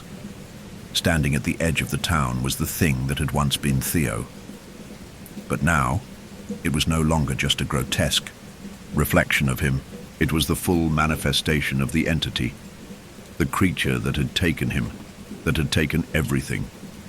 It stood tall, looming over her, its eyes glowing with unnatural light, its grin stretched impossibly wide, filled with too many teeth, too much darkness. "You thought you could escape," the entity said, its voice a horrible, distorted mockery of everything Elise had once known. "You cannot. You are part of this now. You cannot outrun your destiny." Elise's blood ran cold, as the ground beneath her feet began to crack. The town of Frostmoor, the world itself, seemed to be sinking into the darkness, consumed by the very curse that had been waiting for her. She felt the air pressing in around her, suffocating her, and as the entity's figure grew larger, its shadow reaching toward her like an insatiable wave, Elise understood. She was never going to escape. The curse had always been with her. It was in her blood, in her bones. There was no way out, not now, not anymore. The entity took a step forward, and as its gaze met hers, Elise felt the final threads of her resistance snap, and then everything went black again. Elise's mind was a storm, a whirlwind of confusion, anger, and fear. Every breath she took felt like it was drowning her. She had fought to escape, to find a way out of the nightmare she had fallen into. But now, as she stared into the face of the entity, the realization came crashing down on her. There was no escape. It had always been this way. The curse was woven into her blood, into her very soul. There was no breaking free, but something else surged within her, something darker, something born of the pain and betrayal she had suffered since the day Theo vanished. The entity, with its grotesque form twisted in a parody of her brother, took a step toward her. Its smile stretched wider, its teeth gleaming in the faint light that seemed to emanate from within its very being. There was nothing human left in it. Only a hunger, a terrible, unending hunger. Elise. The entity cooed, its voice echoing in her head. It spoke as if it had all the time in the world. You belong to us now. This is your destiny. You were always meant to join us. Her hands shook at her sides. No, she wouldn't give in. She couldn't give in. Not after everything. Not after everything she had learned, everything she had suffered. But then, as if the world itself was conspiring against her, a voice cut through the air, a familiar voice that chilled her to the bone. Elise, you should have listened to me. Elise spun around, her heart lurching painfully in her chest, her breath caught in her throat, her mind refusing to believe what her eyes were seeing. There, standing on the edge of the shadowed clearing, was Harry Ward. His eyes were wide, his face drawn and haggard, his clothes torn and caked in dirt. He didn't look like the man she had come to rely on, the once confident investigator who had shared stories of his own investigations into the supernatural. He looked broken, consumed. Harry's expression was twisted, a mix of regret and cold, indifference. His eyes, once full of conviction, were now distant, hollow, like mirrors reflecting the horror of the town that had claimed him. What are you doing here?" Elise's voice cracked, her heart pounding as her gaze flickered from Harry to the entity. She couldn't understand. Harry? He had always been so sure, so steadfast. He had come to Frostmoor to help her, to fight against whatever was holding the town in its grip. But now, he was standing there, a part of it, a part of this. Harry stepped forward, his movements slow, deliberate. "You're too late, Elise," he said, his voice low and cold. "The curse isn't something you can fight. It's not something you can escape. It's the land. It's the blood. It's everything." His eyes flickered toward the entity, his expression filled with some dark, unspoken understanding. Elise felt a wave of nausea rise in her throat as the pieces began to fall into place. Had Harry known this all along? Had he known what he was walking into? Theo didn't escape. "Neither did your parents," Harry continued, his voice becoming more distant, almost mechanical. "They're all part of it now, and so are you." "No," Elise whispered, shaking her head in disbelief. "No, that's not true. You promised me we'd find a way out." Harry's lips twisted into a smile, but it wasn't a smile of warmth or understanding. It was cruel. empty. "I tried, Elise," he said, his voice becoming tight with the weight of his own guilt. "I tried to fight it. I tried to save you, but there's no saving anyone here, not anymore." The entity's laugh rumbled through the air, a sound so deep it felt like it was coming from the very earth beneath her feet. It reached out, its form flickering and distorting as it circled behind Harry. The air crackled with energy, the oppressive darkness closing in as it wrapped, its arms around him, pulling him closer to its core. But Harry didn't resist. He didn't even flinch. He accepted it. He had already become part of it. "Don't you see, Elise?" Harry's voice was almost lost in the entity's presence, now a faint, hollow echo. "There's no escape from this thing, this curse. It's not just a force, it's a pact, a binding agreement. The Weavers are always part of it. Your family, your bloodline, they've always been tied to it."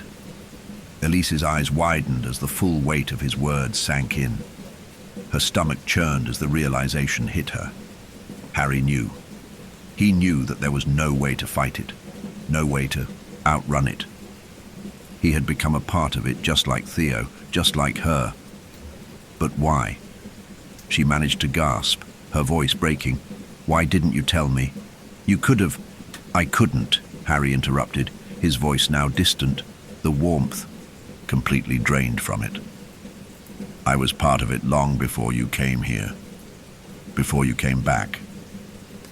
I thought I could stop it. I thought I could help you."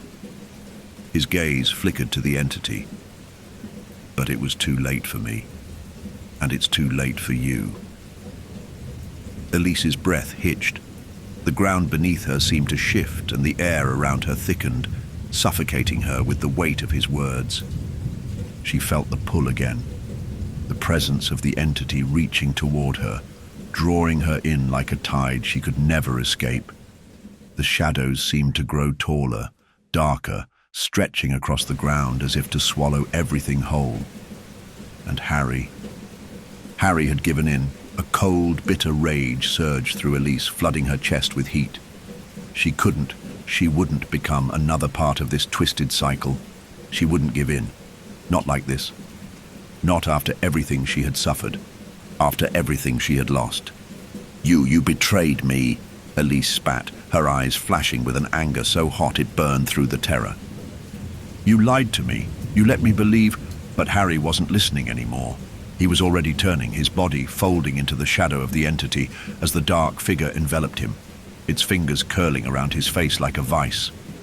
His voice, once full of fire and conviction, was now nothing more than a whisper, a soft murmur that barely reached her ears. "Elise," he said, his voice barely audible, "there's no way out." And with those final words, Harry disappeared into the darkness. His form was swallowed whole, lost to the entity forever. Elise's heart beat wildly in her chest as she stood there, the reality of his betrayal sinking in. She felt a tremor run through her, her knees almost buckling under the weight of it. Harry was gone. He was lost to it, just like Theo. The entity stepped forward, its gaze cold, unwavering. The hunger in its eyes was unmistakable now. "You see, Elise," it said, its voice smooth and laced with malice. "You were never meant to escape. Not from the beginning. You are just like all the others before you. And now, you will become part of us." The ground trembled, and Elise felt the darkness pulling at her once again, tightening its grip like a noose around her neck. The weight of the curse, of everything she had learned, settled in her chest, heavy and suffocating. But she would not give in. Not yet. With a final, defiant breath, Elise stepped forward, her hands clenched into fists, ready to face whatever was coming next. She had lost so much already, but she wasn't going to lose herself. Not yet. Still here? Brave. Or maybe you just like the feeling of being watched. Like, subscribe, and drop your time and location in the comments, so we know who's still out there. Now breathe slow, The worst is coming. The ground beneath Elise's feet trembled once more, but this time it felt different, more deliberate, like a pulse that beat in time with her own racing heart. She staggered back, her breath coming in ragged gasps as she tried to make sense of what was happening around her. The air was thick with tension, the oppressive weight of the curse closing in from all sides, but something else had shifted. It was subtle at first, just a flicker in the shadows, a barely noticeable distortion in the very fabric of the world. But Elise could feel it, deep within her bones. The entity, standing before her, loomed larger now, its form flickering in and out of existence like an illusion, as though it couldn't fully sustain itself in the material world. Its eyes were no longer merely hollow pits. They burned with a terrifying intensity, glowing like coals in the night. The hunger in its gaze was palpable, but there was something more now. Something darker. Elise, it crooned, its voice, a mockery of all that had once been familiar. You still don't understand, do you? You are part of this. You always have been. You were born into it. Elise's stomach churned as she took a step back, her hands trembling at her sides. The words that had once seemed like an unavoidable truth now rang hollow in her ears, part of it. The Weavers had always been bound to the curse, that much was clear, but Elise refused to accept that she was just another cog in this endless, tortured wheel.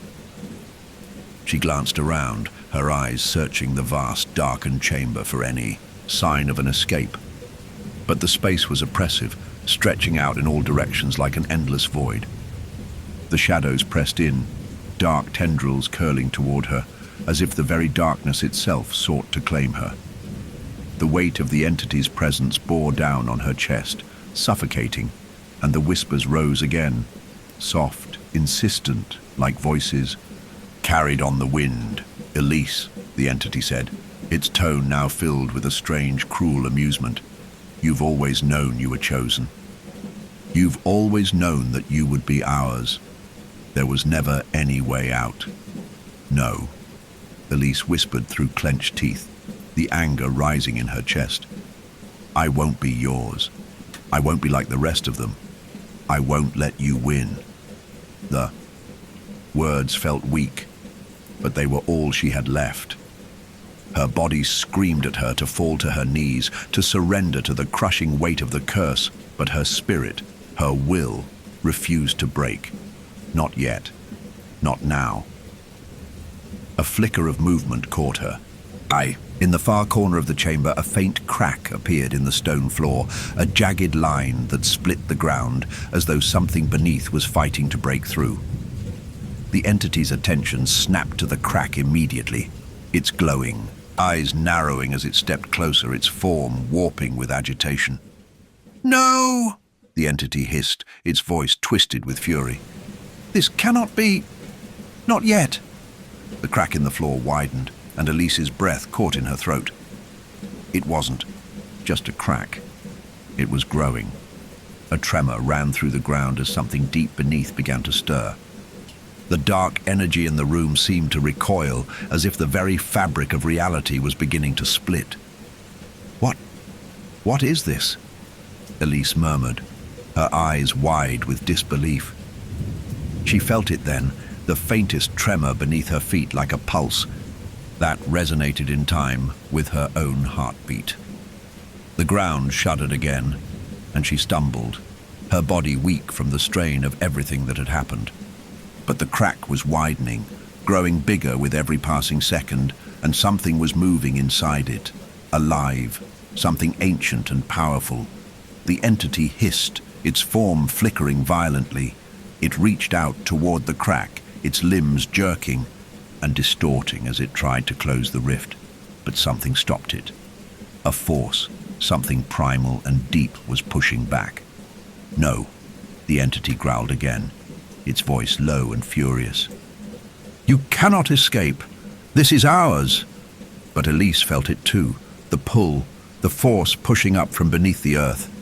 It wasn't the curse, It was something else, something that had been buried here for centuries, something that had been waiting for its time to rise.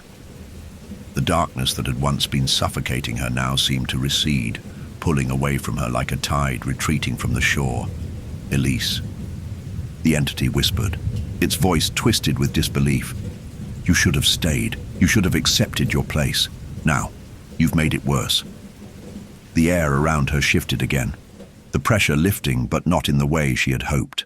The rift in the floor had now split wide open, and from within it a sickly greenish glow spilled out.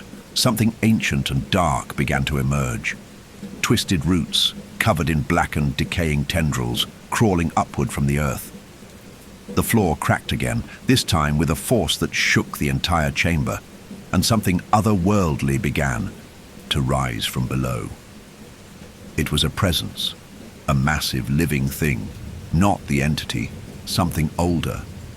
The tendrils reached out, snaking through the cracks, their shapes too large and too twisted to make sense of.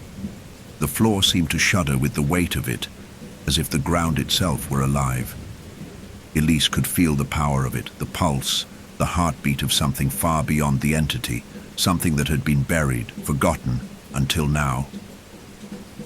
The entity recoiled, its form flickering more violently now, as if it couldn't comprehend what was happening. It hissed and howled in rage as the massive tendrils began to spread across the room, their roots snaking through the cracks in the stone floor. Elise's breath quickened as she realized what was happening. The curse was not just about it. It was about something older, something darker, something that the entity itself had been trying to keep contained. The curse had always been a vessel, a way to trap this entity, to control it. But now it was breaking free. The rift in the ground was a seal, one that had held back an ancient force. Elise's eyes widened as the realization hit her. The entity, the curse, was not the end. It was just the beginning. The true force behind everything that had happened, everything she had suffered, was finally rising. The ground beneath her feet cracked wide open as the thing rose higher, towering over her.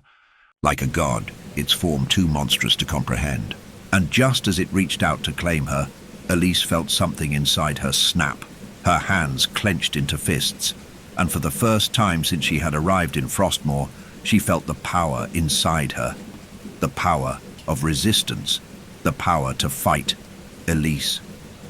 The entity's voice quivered as the force of the ancient presence rose higher, its tendrils wrapping around the entity like chains, pulling it back into the rift, struggling to keep it contained. You can't. But Elise didn't listen. Her heart pounded in her chest as she took a step forward, her mind filled with the rage of betrayal, of loss, and of everything that had been stolen from her. The darkness that had once consumed her now trembled in fear, and in that moment, as the ancient force loomed before her, Elise knew that her fight was far from over. This was just the beginning. The air in the chamber was thick with tension, the oppressive presence of the ancient force that had risen beneath the earth, pulling at Elise's every breath. The entity, twisted and furious, was struggling against the tendrils that had wrapped around it, keeping it from rising any further. Elise could feel its desperation in the way the ground trembled beneath her feet, as if it were trying to claw its way out of the earth, claw its way back into the world. But something was changing. For the first time, Elise felt a strange, undeniable shift within herself, a power that pulsed in her veins. The force that had been slowly feeding on her fear, on her grief, had begun to unravel, as though the walls that had held her captive for so long were finally cracking. The ancient presence that had been bound beneath the earth was stirring, awakening, but it was not yet free. And Elise had been the one to unleash it. She hadn't realized it at first, but the curse had never been just about the entity. It had never been just about Frostmoor or the Weavers. It had been about the truth all along. And now, with the shadows of the past closing in on her, with the horrific reality of everything she had learned rushing in. She could no longer deny the truth that had been waiting in the depths of her soul. She was not just a victim of this place, she was the key. Her breath caught in her throat as the rift in the ground widened again, the presence from beneath the earth rising in all its dark, monstrous glory. The tendrils of blackened roots were like thick, serpentine veins, coiling and twisting in unnatural patterns as they reached toward the entity, wrapping around it like a chain of destiny, pulling it down once more. But it was clear now that the curse was not a force that could be contained by chains, not by any human-made barrier. The entity was older than the world she knew, older than any town, any family, any history. It was ancient, a being that had existed before the first stone had been laid in Frostmoor, and it could not be locked away forever. Elise, the entity hissed, its voice writhing in agony as it struggled beneath the crushing weight of the tendrils, its form flickering and warping. You have no idea what you've unleashed. You've set us free. Its eyes glowed, a pale, sickly light in the depths of its hollow sockets, as it reached toward her with one long, skeletal hand. Its fingers seemed to stretch impossibly, elongating with a sound that was like the cracking of ancient stone. Elise stepped back, her heart pounding with the realization that it was not just trying to free itself, it was reaching for her, wanting her to be part of it, to become its vessel. "No," she whispered, her voice shaking. She couldn't let it take her, not now, not after everything. But she wasn't sure how much longer she could resist. The dark tendrils around the entity's form thrashed, their movements growing erratic, desperate. And then, in a moment of horrible clarity, Elise realized that the entity had been trying to break free all along, not just from the physical bounds of the rift, but from something deeper, something inside her. She wasn't just standing in a cursed chamber. She was standing at the very heart of it. The truth that had been hidden in the dark corners of her mind now surged forward, consuming her thoughts, forcing her to confront the horrific reality of her existence. The Weavers, her family, the bloodline, the curse. Everything she had thought was a tragic mystery had been nothing more than a cycle, a ritual, a trap. And she, Elise, was the final piece. The entity's voice rang in her ears once more, louder this time, rising above the crackling of the roots, the sound of the chamber's collapse. It was mocking now, its words tinged with amusement. "Do you see it now, Elise? Do you understand?" Her hands shook as she reached up, brushing the damp hair from her face, and with each movement a flash of memory hit her like a thunderclap. Theo's disappearance, the old recorder, the whispers, the photographs, all of it had led her here. All of it had led to this moment. Her brother's voice, twisted and distorted, echoed in her mind, and she felt a pull inside her chest, a deep and gnawing emptiness. It was Theo, but not Theo, not anymore. "Elise," the entity said again, its voice dripping with twisted affection. "We've always been together. We are one. You are one with us. We are your family. We are your blood." The room seemed to spin around her, the very fabric of the world. The lines between past and present, reality and nightmare began to blur. The walls of the chamber faded, melting into a reflection of something she recognized. Her old childhood home, the room where she and Theo had spent countless hours playing. The colors were off, faded and sickly, as though they had been filtered through the lens of a nightmare. The air smelled like dust and decay, but beneath it was something familiar, something that had always been there. The sound of laughter of her brother calling her name like a distant echo, but it wasn't just a memory, it was alive. "Elise."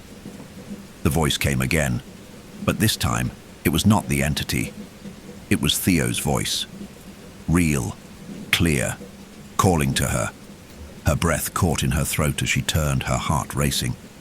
In the reflection before her, in the space between the walls of the cursed chamber, she saw it. She saw him, Theo, standing in the doorway of the room, smiling as he always had when they were children.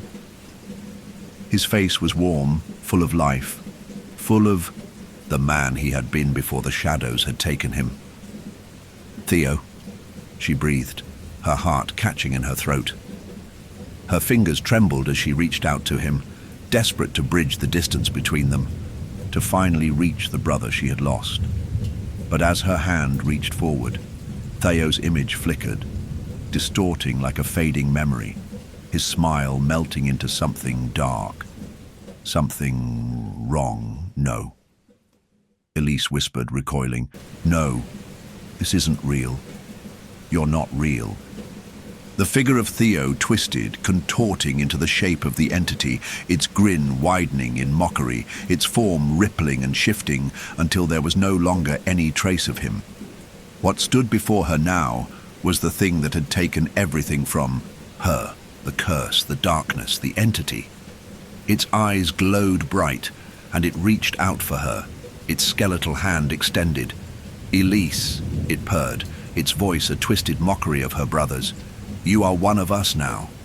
Everything shattered. The chamber, the reflection, the walls, everything splintered, breaking apart, as if reality itself was crumbling, unraveling in the face of the truth.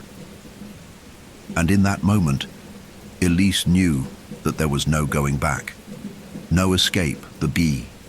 Darkness had already claimed her. It had always claimed her, and now there was no more running.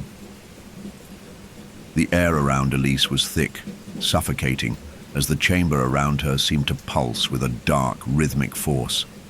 Every breath she took felt like she was drowning in it, her lungs burning with the weight of the curse that had ensnared her. The ground beneath her feet trembled, and the walls of the chamber seemed to lean in closer, as if they were watching, waiting for something, waiting for her. She could feel it, the weight of the past closing in. The entity, that twisted thing that had once been Theo, was no longer just an illusion, no longer just a flickering shadow. It had become the truth, a truth she had tried to deny, a truth that had been waiting for her all along. The darkness that had been festering beneath the surface, the curse that had claimed her family, was no longer something she could run from. It was inside her. She was part of it now, just as Theo had been, just as her ancestors had been. "Elise." The entity's voice rippled through the air, a hiss that made her blood run cold. "You've always been one of us. You've always been ours." The words reverberated in her skull, and for a moment, Elise almost believed it. The truth was undeniable. She was tied to this place, to this curse, to the endless cycle that had consumed her family. The weavers, the bloodline, the curse, everything. She was bound to it. She had always been bound to it. But that didn't mean she had to surrender. "No," she whispered, her voice hoarse but defiant. Her hands clenched into fists, her nails digging into her palms as she steadied herself. "I'm not like you. I won't become you." The entity's laugh echoed in the chamber, cold and mocking, a sound that made the very air around her feel as though it were choking her. Its form shifted, flickering and twisting like smoke as it rose higher, towering over her, casting long, twisted shadows across the room. "You will become one of us," it said, its voice dripping with malice. "The curse is not just a force. Elise, it is a contract, a seal, and you are the final piece." The walls around her trembled again, and Elise felt the pressure of it all. The curse, the weight of her bloodline, pushing down on her, forcing her to her knees. The air around her seemed to warp, the very fabric of reality bending as if it were no longer certain. And then, with a sickening crack, the floor beneath her split open, the stone shattering as though it were made of paper. Elise gasped, her eyes widening as the ground began to fall away, revealing a deep, inky black void below her. Her heart raced as she fought to keep her balance, her hands clawing at the jagged edges of the stone as the darkness beneath her seemed to call her. The shadows reached up from the abyss, curling like tendrils, trying to drag her down into the depths. And above her the entity loomed, its grin widening as it watched her struggle. "This is it, Elise," it whispered, its voice a serpentine hiss. "This is the moment of your sacrifice." The words hit her like a blow to the chest, and for a split second, Elise felt the weight of everything she had feared, the inevitability of the curse, the loss of Theo, the hopelessness of it all, pressed down on her, threatening to break her. She could feel the dark force wrapping around her, pulling her deeper, the weight of it consuming her. The black tendrils were getting closer, their cold touch inching toward her legs, her arms, her neck. She could almost hear them whispering, murmuring her name, beckoning her into the dark. But then, a spark, a flicker of defiance. Elise's body trembled, but she forced herself to stand. She could feel the curse tightening around her, but there was something else beneath the suffocating pressure, something stronger. The truth was coming to the surface, and with it, her will to fight. She wasn't the final piece. She wasn't just a part of this curse. She was the one who could break it. The darkness around her seemed to pause, a brief moment of stillness, as if the very essence of the curse was waiting for her to make her move. The entity's mocking laugh faded into the air, replaced by a low, guttural growl of frustration. "Elise," it hissed, its form flickering like fire in the wind. "You cannot escape your destiny." But Elise was no longer listening. The pressure of the curse, the weight of her bloodline, it was all there, right in front of her. And for the first time, she saw it for what it truly was. A lie. The cycle, the ritual, the entity itself, it wasn't invincible. It had been created, born out of a twisted need for power, for control. But it was not eternal. It could be broken. With a cry of fury, Elise reached into the darkness, her fingers scraping against the cold air, and in that moment, something shifted. The black tendrils recoiled, snapping back like ropes undone, as if something had torn them free from their hold. The floor beneath her trembled again, but this time, the crack in the stone widened, splitting apart further as something pushed from below. The entity howled in rage, its form flickering more violently now as the rift in the ground began to grow, the shadows around it writhing and shrinking away. Elise's heart raced as the air around her began to distort. The very fabric of the curse, the seal that had bound her and her family for generations, was beginning to unravel, slowly but surely. She felt the weight of the entity's power growing weaker, like a dying flame. She was breaking it. The ground beneath her cracked, again the walls shaking violently as the black void below seemed to suck the darkness from the room. Elise felt a strange, exhilarating force surging through her as the rift widened even further, pulling the entity, pulling the curse into the darkness. The entity's voice was full of panic now, its words ragged and desperate. "You cannot, it screeched, its form flickering in and out of existence, growing weaker by the second. "You belong to us." But Elise stood tall, her breath steadying, her heart hammering in her chest as the last of the darkness began to vanish into the abyss. She was no longer a part of it. She wasn't a sacrifice. She wasn't a victim. She was the end. The ground shook violently, and Elise braced herself as the walls of the chamber cracked, the rift in the earth swallowing everything whole. The entity's screams echoed around her, fading as it was consumed by the very darkness it had created. And then, with one final deafening crash, the chamber fell silent. Elise stood in the wreckage of the cursed place, her body still trembling, her heart racing, but she was free. The curse was broken, the entity was gone. But as the dust settled and the darkness began to fade, Elise couldn't shake the feeling that something had been left behind. The weight of it still lingered in the air, like a shadow, waiting for the next generation to bear its burden. Her hand pressed to her chest as she stood amidst the ruins. The ground beneath her was no longer trembling, no longer pulling her into the abyss.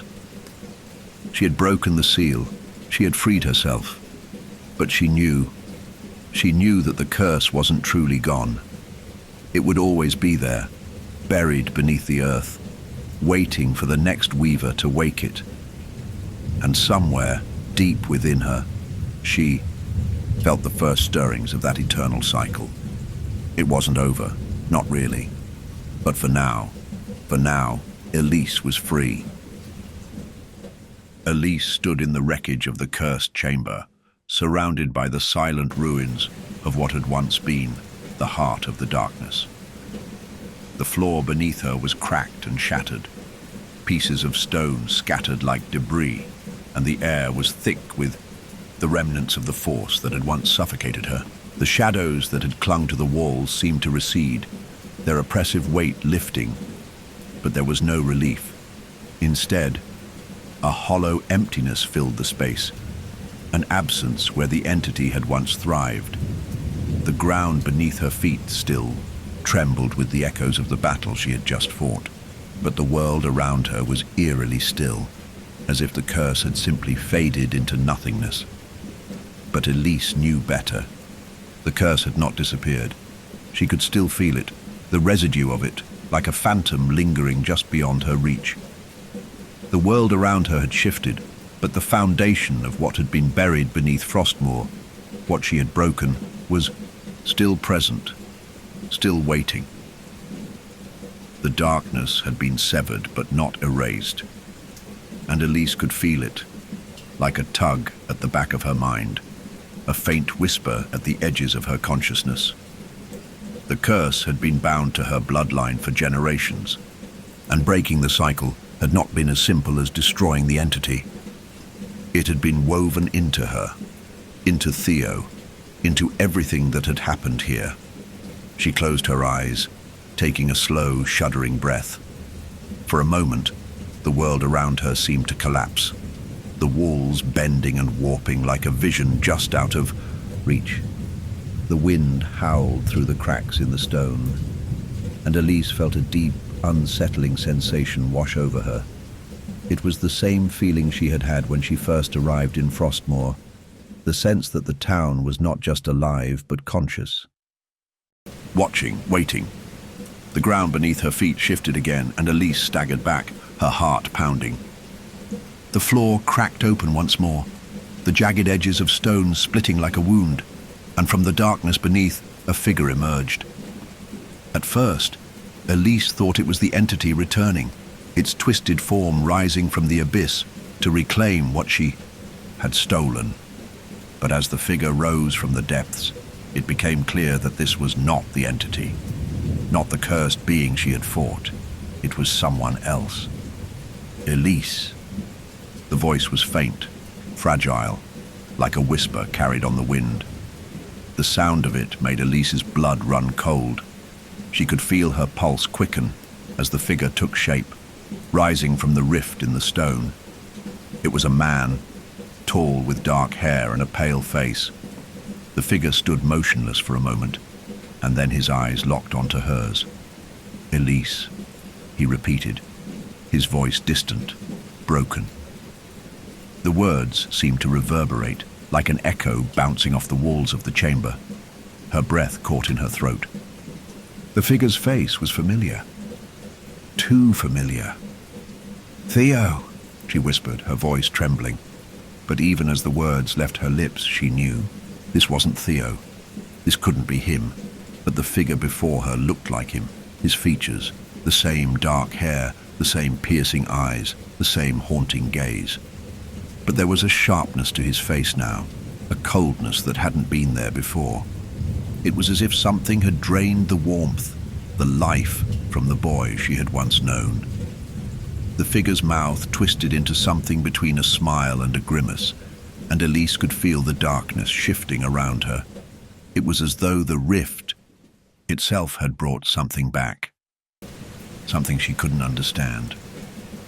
"You shouldn't have done it, Elise," the figure said, his voice softer now, filled with sorrow. "You've broken the seal. You've undone everything." Elise stepped back, her mind racing. "What? What do you mean?" Her voice shook with fear and confusion. "What are you?" The figure's eyes flickered, the light in them growing dimmer, like something was fading. It was as if he were flickering in and out of existence, like the very image of him was being torn apart by the forces that had been unleashed. "You freed the entity," he whispered, his voice breaking. "But you didn't understand. You couldn't have known." The words hit Elise like a punch to the gut, and she took another step back. No, I stopped it." Her chest tightened as the realization began to settle in. "I broke the curse." The figure's expression shifted, a flicker of recognition flashing in his eyes. "You think you stopped it?" he asked, his voice cold and final. "You only delayed it. The curse isn't just tied to the entity. It was always inside you, inside the bloodline. The weavers were never meant to escape." Her knees weakened, and she struggled to keep her footing, the room around her spinning. She had thought she had won. She had thought that breaking the entity's hold on Frostmoor meant that she could finally be free, that she could leave this place and never look back, but it was all a lie. Everything had been a lie. Her breath quickened, and she stepped forward, reaching out toward the figure, desperate for answers. "What are you talking about? What are you trying to tell me?" The figure's eyes grew darker, his expression harder. "You don't understand, do you?" He took a step closer, his gaze never leaving hers. "You were never meant to stop the curse. You were meant to bring it to its end. You were always the final offering." A cold chill ran through Elise as his words sank in, her heart sinking with the weight of the revelation. She had thought that breaking the entity had meant freedom, but in reality, she had done nothing but delay what was coming. She had unknowingly extended the curse, kept it alive by her own resistance, by the very blood that ran through her veins. The figure's body flickered again, his form shimmering like a mirage. "It's too late," he whispered, his voice echoing like the wind through a hollow place. "The cycle is inevitable. You are the last of the weavers, the last piece, and now the curse will begin again." Elise's chest tightened as the reality of his words sank in. The figure was no longer Theo. It was something else, something worse. A remnant of the curse. A manifestation of everything she had tried to break. She stepped back, her breath coming in short gasps. "No! I won't let this happen. But before she could finish, the floor beneath her cracked open once again, and from the darkness, a new voice, a different voice, spoke. "Elise." The voice was deep, familiar, and yet somehow alien. It was not Theo's. It was not the entity, but it was as though it had always been waiting for her. "Elise, you can't outrun fate." A wave of nausea hit Elise as she looked around. She wasn't sure what was happening anymore. The walls were shifting, warping, and the air felt thick and heavy, suffocating her. The cracks in the earth were growing wider, and from them, something darker began to stir. And that was when she realized this was not over. The curse was still alive, and this time it was coming for her. The walls of the chamber began to pulse, rhythmically, as if the very foundation of the earth were breathing. Elise's heart raced in her chest, thudding violently as the cold sensation of dread wrapped itself around her, suffocating every thought, every movement. The figure that had once been Theo, or perhaps a version of him, now flickered and wavered before her like a distorted memory, fading in and out of reality. His voice, echoed in the air like a whisper she couldn't escape. "You can't undo this," he had said. "It's too late." She could still hear his words ringing in her mind, reverberating like a storm echoing off the walls of her soul. It was as if she were caught in a relentless cycle of loss, guilt and betrayal, with no end in sight.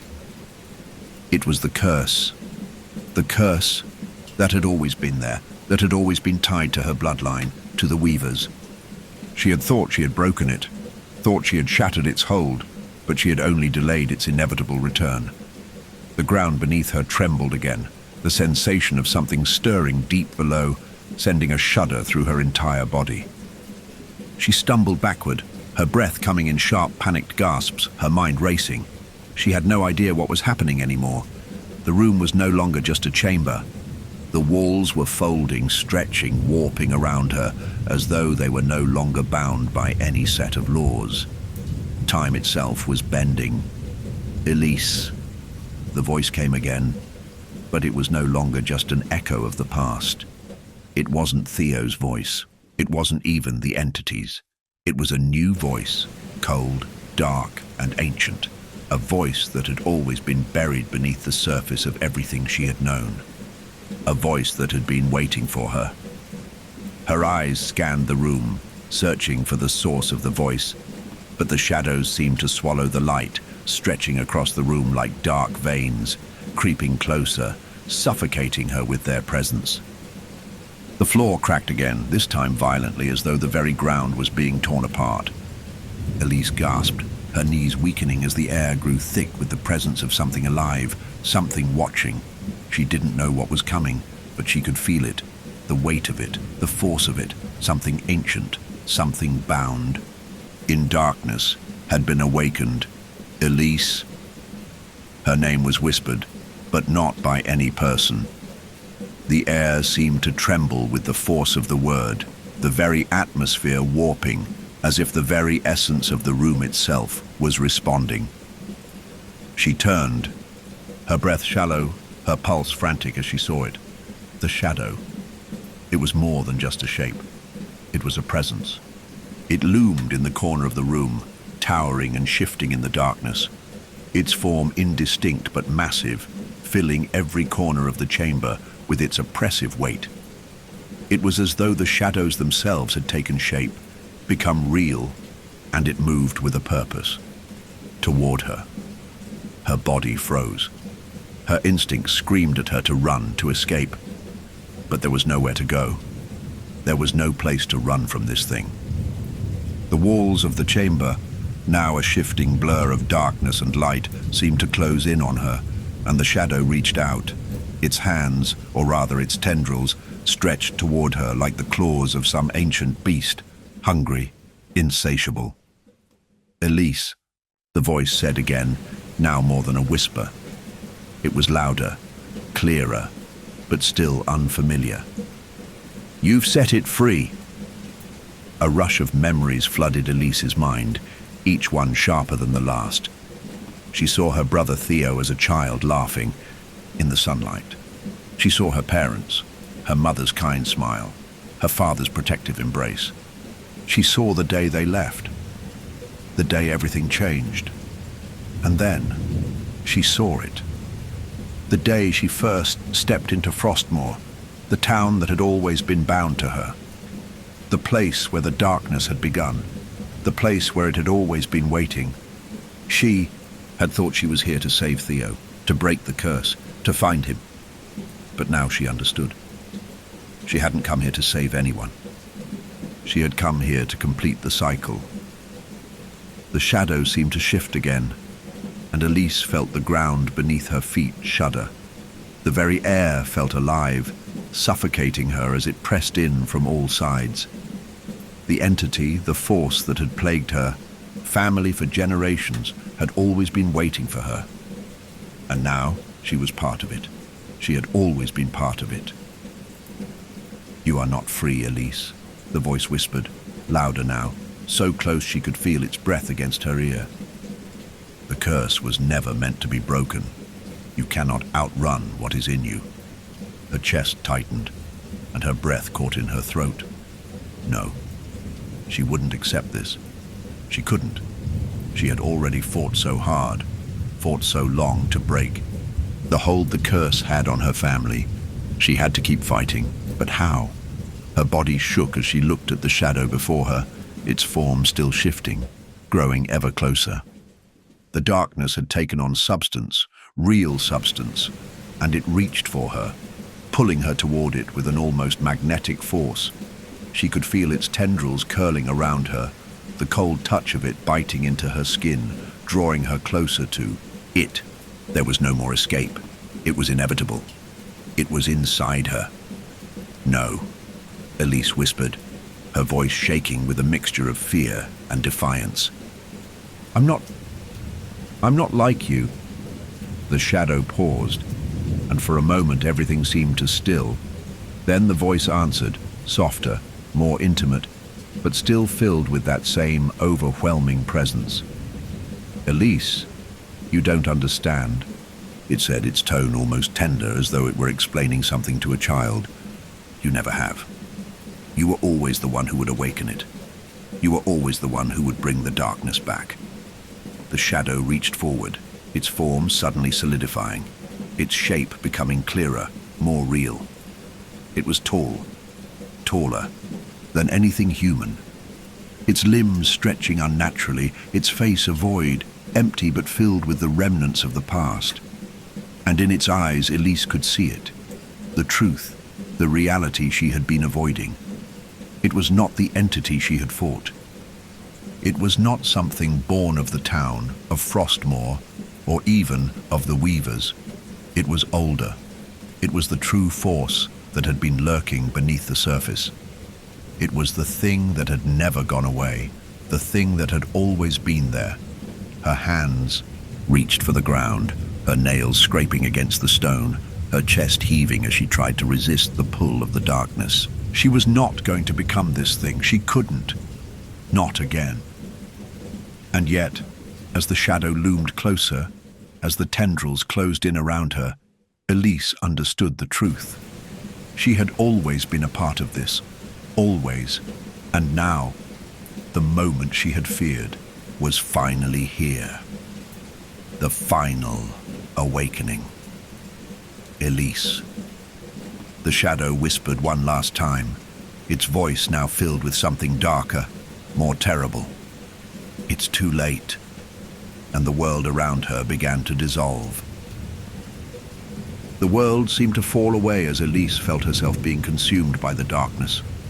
The weight of it pressed down on her chest, suffocating every breath, every thought.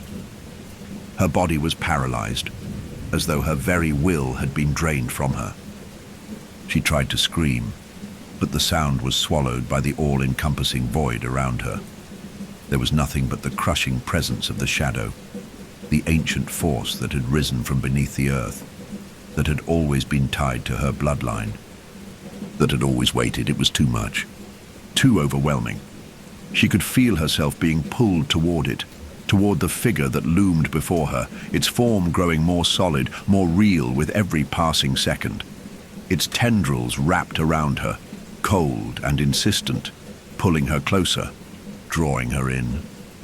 She felt as if she was sinking into the ground, as though the very earth itself was swallowing her whole. Elise. The voice was a whisper, but it echoed in her mind, filling every corner of her consciousness. It was not the entity, nor the shadow. It was the truth, the voice of the curse, the ancient force that had been tied to the Weavers for generations. The voice had always been there. From the moment she had first stepped into Frostmoor, from the moment her brother had disappeared, it had whispered to her. She had felt its presence in the town, in the chapel, in the very air she breathed. But now, as the darkness closed in, as the shadow reached out to claim her, Elise could finally hear it clearly. The truth.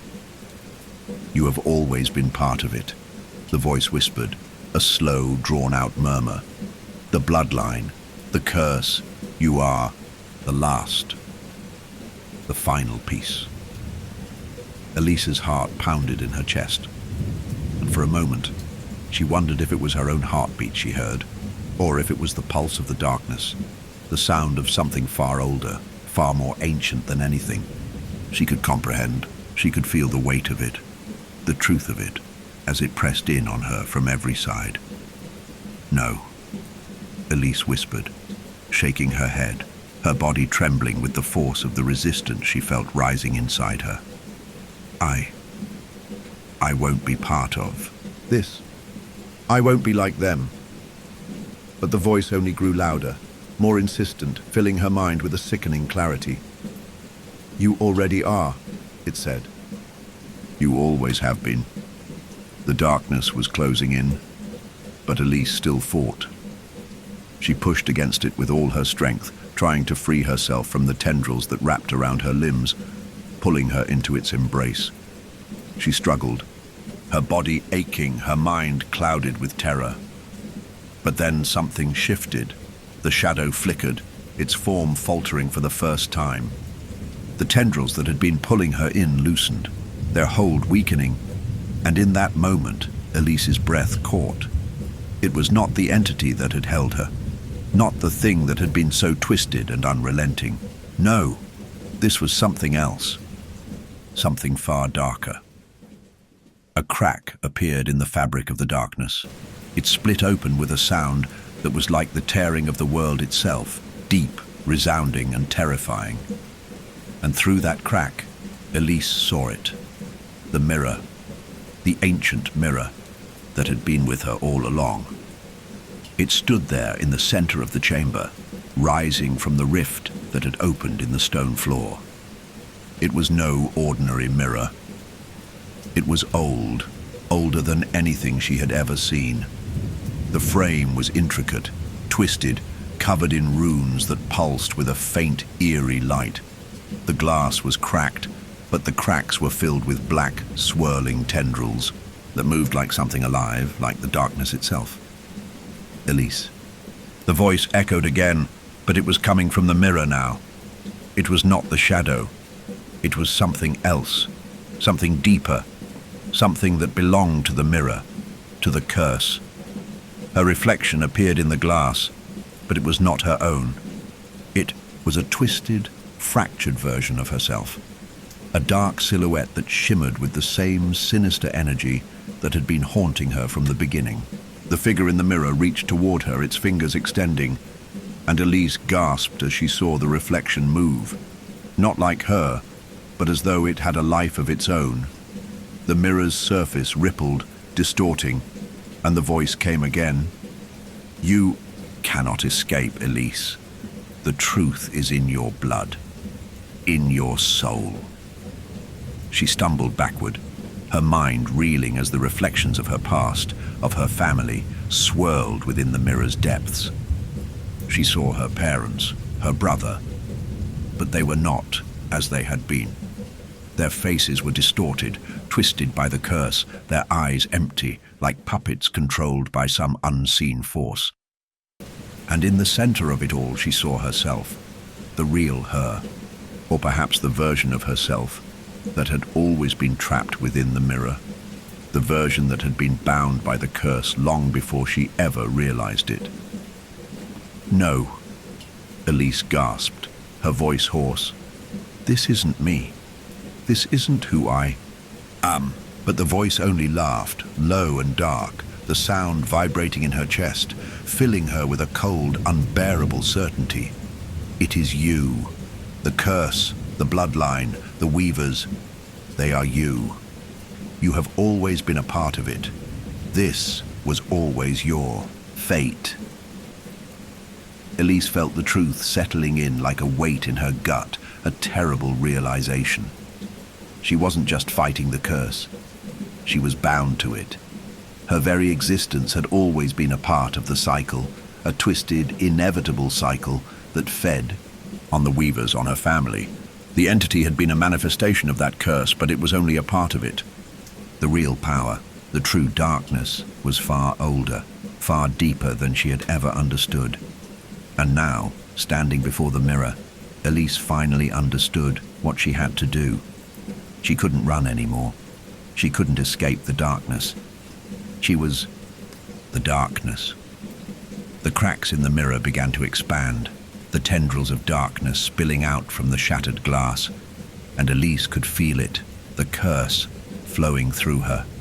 It was in her veins, in her soul. And as the mirror shattered completely, the last of the darkness was released into the world, filling the chamber with a deafening roar. But something in Elise shifted. For the first time, she accepted it. The curse, her bloodline, the shadow that had been chasing her all along. And in that final moment, as the darkness engulfed the room, Elise felt herself become it. The cycle was complete, but so was she. The darkness roiled around Elise like a living thing, its tendrils reaching out to claim everything, consuming everything in its path. The shattered pieces of the mirror lay at her feet, the glass reflecting the chaotic, swirling shadows as they crawled across the stone floor. The echoes of the curse, the whispers, the growls, the cries, were everywhere now, enveloping her in their cold embrace. Elise stood at the center of it all, the weight of her bloodline, her heritage, crashing down on her all at once. The truth had settled inside her like a poison, but it wasn't a poison that could kill her. It was something far worse. It was a part of her. It had always been a part of her. The dark force that had been pulsing through the room was no longer just the shadow. It wasn't just the entity she had fought. It was the curse itself, the ancient presence that had haunted the Weavers for generations. The thing that had once taken Theo. The thing that had claimed her family. The thing that had been buried beneath Frostmoor, waiting for this moment to rise. But it wasn't just rising. It was merging with her. Elise. The voice echoed once again, this time so deep and powerful that the very air vibrated with it. You are mine now. You were always mine. Her breath caught in her throat, and she felt the pull of it again. The dark tendrils that had woven themselves into her very soul, pulling her toward the center of the curse. The power, the weight of it, was suffocating. She could feel it inside her, swirling with every breath, coiling around her heart, filling every fiber of her being with its cold hunger. The thing that had been Theo, the thing that had once been the Weavers, was inside her now. But Elise refused to be consumed by it. With a force she didn't know she had, Elise clenched her fists, her nails digging into her palms, and pushed back against the darkness. The world around her seemed to warp, the shadows bending as she stepped forward, her feet pressing against the crumbling stone. She could feel the weight of her bloodline pressing against her, the curse digging its claws into her skin. But there was something else inside her now, something stronger. Her mind flashed back to the moment she had first stepped into Frostmoor, when she had felt the whispers, when she had been drawn toward the town's dark heart. She had thought she was running from the curse. She had thought she was running from the thing that had taken Theo. But now, as the truth washed over her, she realized something that made her heart shudder with the weight of its revelation. She had never been running. She had always been returning. The curse had always been a part of her. It had been inside her blood, inside her soul, buried beneath the surface for as long as she could remember. It wasn't something she could fight. It wasn't something she could escape. It was who she was. The room around her trembled, the dark force swirling and bending like it was alive, but Elise stood tall, her breath steadying as she realized that she didn't have to fight anymore. She didn't have to resist, because the more she fought, the stronger the curse became. She had spent her life trying to outrun it, trying to deny it, but the truth was that it had never been an enemy to fight. It had always been a part of her, a part of the Weavers. And now, with that acceptance, the darkness inside her began to change. It no longer felt like something to be feared. It no longer felt like something that was against her. It felt like something that could be controlled. Elise, the voice came again. But this time it wasn't filled with malice or hunger. It was filled with something else. Understanding. The shadows seemed to calm, their frantic movements slowing, as if the very essence of the curse was waiting for her command. With a deep breath, Elise closed her eyes, focusing on the power inside her. She felt it, the truth, the curse, the bloodline, all of it pulsing inside her, waiting to be shaped, waiting to be used. She had spent so long denying it, so long running from it, but now she knew what she had to do. She raised her hand, her fingers trembling as she extended them toward the swirling shadows. The darkness responded, twisting and bending at her will, no longer an uncontrollable force. She felt the ancient energy move with her, wrapping itself around her fingertips like the power of the earth itself, like the curse that had bound her, family for centuries. Elise, the voice whispered, softer now. You are the one. You are the key. The shadow, no longer a thing of pure terror, became something else. It became part of her, part of the earth, part of the town, part of Frostmoor. It was no longer a curse, it was her legacy. She was its heir. And with that realization, the power of the curse began to change. She could feel the weight of it lifting, the shackles of generations of pain, of suffering, finally beginning to loosen. The town that had been bound to the curse, the town that had been trapped in this endless cycle of torment, shifted. The air grew lighter, the oppressive weight of the curse no longer so suffocating. The roots that had once reached up from the earth seemed to recede, like a tide pulling away from the shore. And with that, something new emerged from the darkness, something born from Elise's will. The shadows no longer sought to consume her. They sought to serve her. The rift that had once threatened to swallow everything closed, the tendrils of darkness folding in on themselves, retreating into the ground. The chamber, now quiet, seemed to breathe a sigh of relief. Elise's mind was clearer than it had ever been.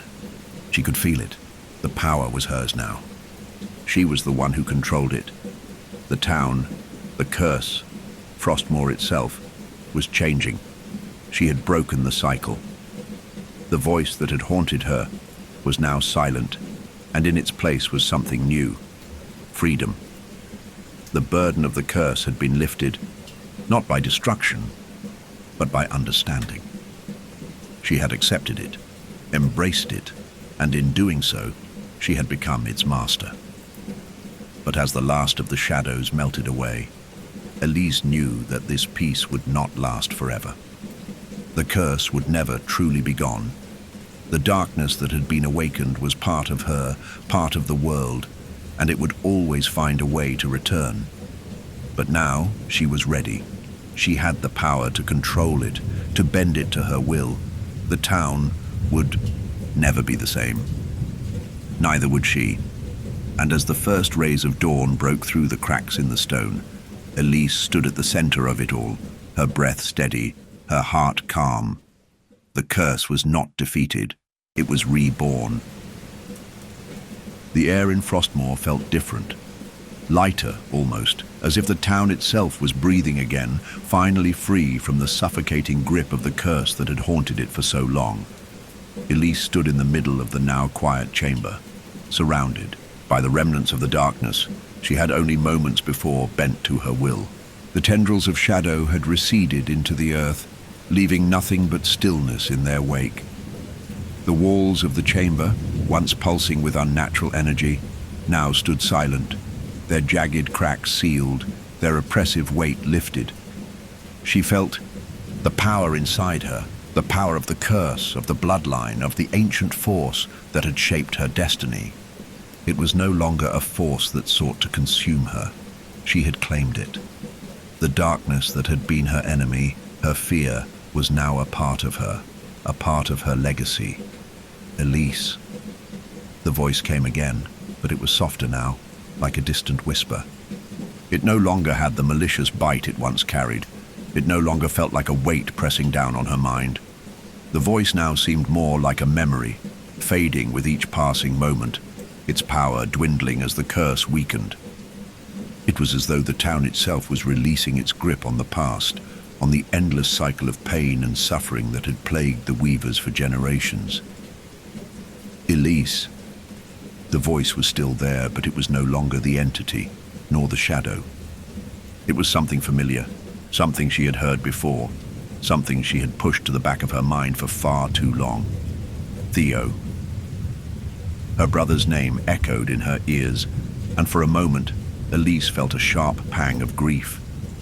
His face flashed before her eyes, his warm smile, his bright, carefree eyes, before the darkness had claimed him, before the curse had taken him, twisted him into something unrecognizable.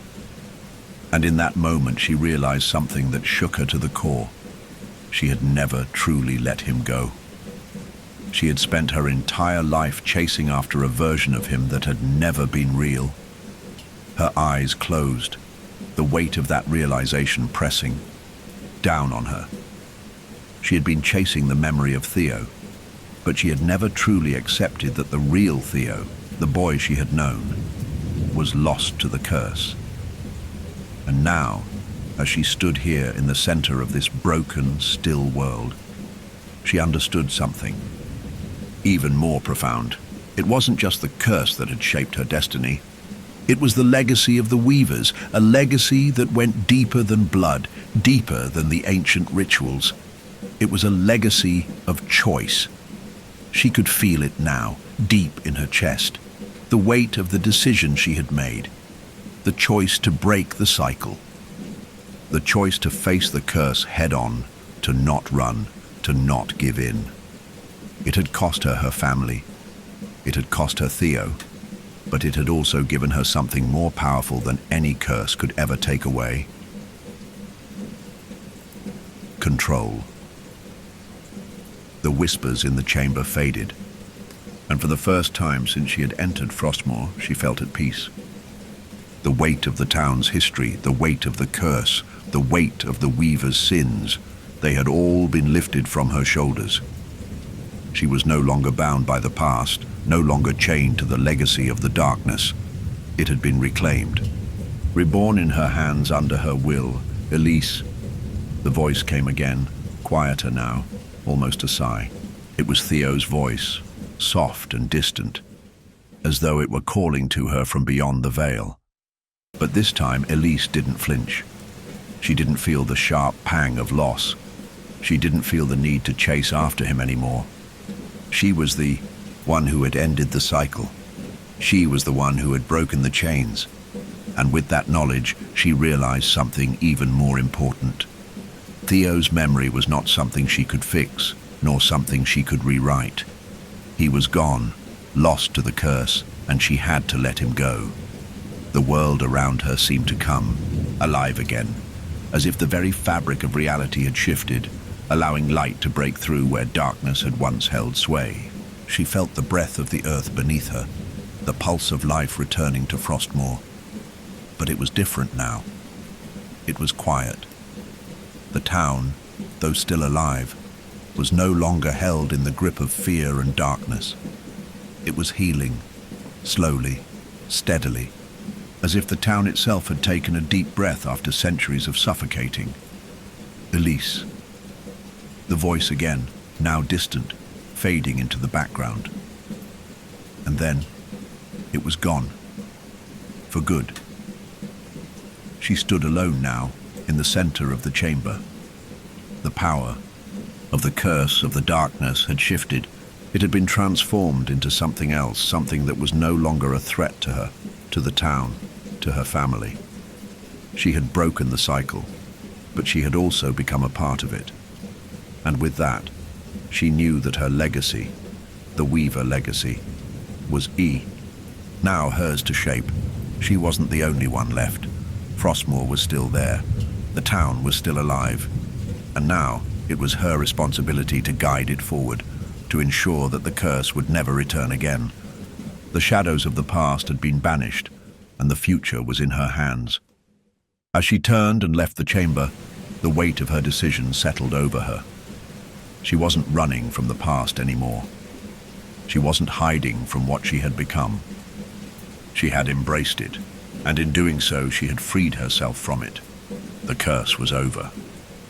But her journey was just beginning. As Elise stepped out into the light, the world outside felt new. The air was crisp, the ground beneath her solid, steady. The trees that lined the town swayed gently in the breeze, the sun filtering through the leaves, casting dappled shadows on the ground. Frostmore was still there, but it was different now. She was different now. And as she looked toward the horizon, she knew that the legacy of the Weavers, the curse, the darkness, was behind her. She had broken it. She had risen from the ashes. And whatever lay ahead, she would face it on her terms. The cycle was over. The legacy had been rewritten, and the shadow was finally gone. The sun was setting over Frostmore, casting long golden shadows across the town, the last rays of daylight filtering through the trees that lined the streets. The town, once oppressed by the weight of its history, seemed to breathe a collective sigh of relief. The air felt different, lighter, less oppressive, as if the very earth was shedding the remnants of the curse that had defined it for so long. The earth itself seemed to hum with a quiet energy, as though it was finally allowed to live again. And yet, despite the peace that had settled over the town, Elise felt an unease lingering in the back of her mind. The curse was over. The entity banished. The cycle broken. But there was something else. Something she hadn't quite come to terms with. She had succeeded. She had won. But at what cost? She walked through the quiet streets of Frostmore, her footsteps soft against the cobblestones, the sound of the wind whispering through the trees her only company. The town was empty now, but not in the same haunting way it had been when she first arrived. The people were gone, not in body, but in spirit. The ones who had been cursed, the ones who had fallen victim to the dark cycle of the Weavers, were now at rest. The town felt quieter somehow, as though it had shed its skin, as though it was finally allowed to heal.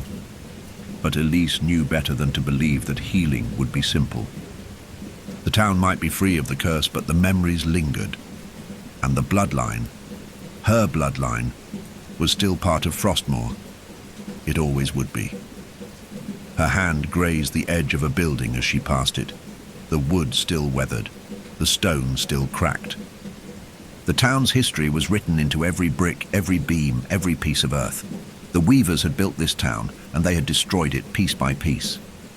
But now, she was its last living heir, and for the first time since the weight of the curse had been lifted from her shoulders, Elise realized the magnitude of what that meant. The future of Frostmore was now in her hands. Her thoughts were interrupted as she approached the town square.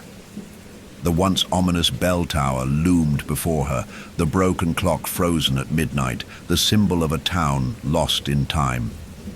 Elise hesitated for a moment before stepping closer, her fingers brushing against the cold stone of the tower. The silence was heavy here, more profound, as if the town itself was still holding its breath, waiting for something. She looked up at the tower, at the jagged stone that rose into the sky, and then her eyes fell upon the ground where the weeds and cracks had overtaken the cobblestone path. She couldn't help but feel a deep sense of loss, not just for Theo, but for the entire town. Frostmore had been more than a place. It had been a symbol, a cursed symbol, but still a symbol of something that had existed for so long. It had become part of the world around it. Elise had never truly understood Frostmore's significance until now. It wasn't just a place bound to the Weavers. It was a place defined by them, by their decisions, their blood, and their choices. And now, her own blood would be the one to write its future. She stood there for what felt like hours, lost in thought, before the sound of footsteps echoed through the square. She turned, her heart racing for a moment, but it was only a figure walking toward her through the mist that was beginning to roll in from the edges of the town. A tall, hooded figure with long, flowing robes, moving silently, gracefully, as though it belonged to the very fog itself. "Elise," the figure said, its voice low and familiar. The tone was like the whisper of the wind itself, soothing but filled with a power she couldn't quite place. "I knew you would be here." Elise felt her heart stop for a moment. She knew that voice. She knew who it was. "Mother?" she whispered, her voice barely audible. The figure stepped closer, lowering the hood, revealing the face of her mother as Elise remembered her before the curse had taken her. Her face was calm, serene, untouched by the passage of time. There was no aging, no wear and tear. She looked the same as she had the day Elise had last seen her.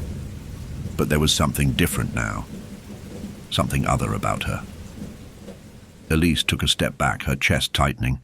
"How are you here? How is this possible?"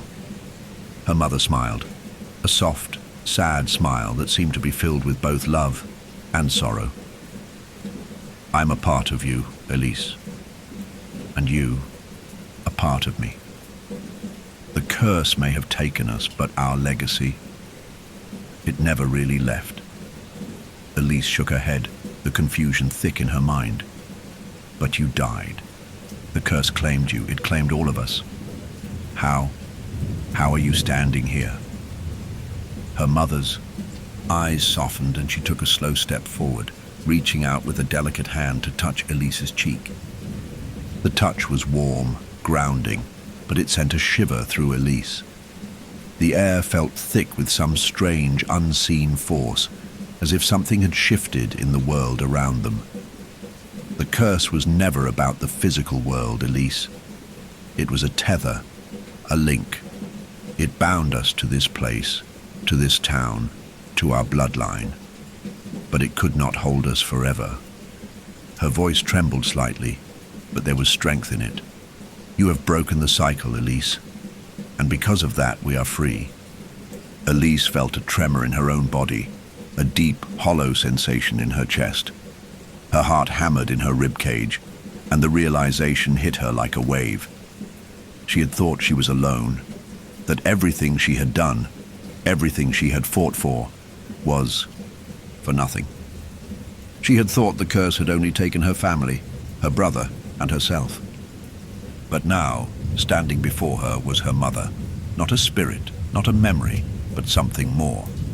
The air around them shifted again, and Elise felt a ripple in the fabric of reality, like a door opening, an invisible boundary lifting. It was as if her mother was not just standing there, but was part of the world now, a living, breathing part of the legacy that had been bound to the land. "Elise," her mother continued softly, "you are the one who has the power to rebuild. You are the last weaver, but you are also the first to break free. You are the one who will rewrite the future of Frostmoor.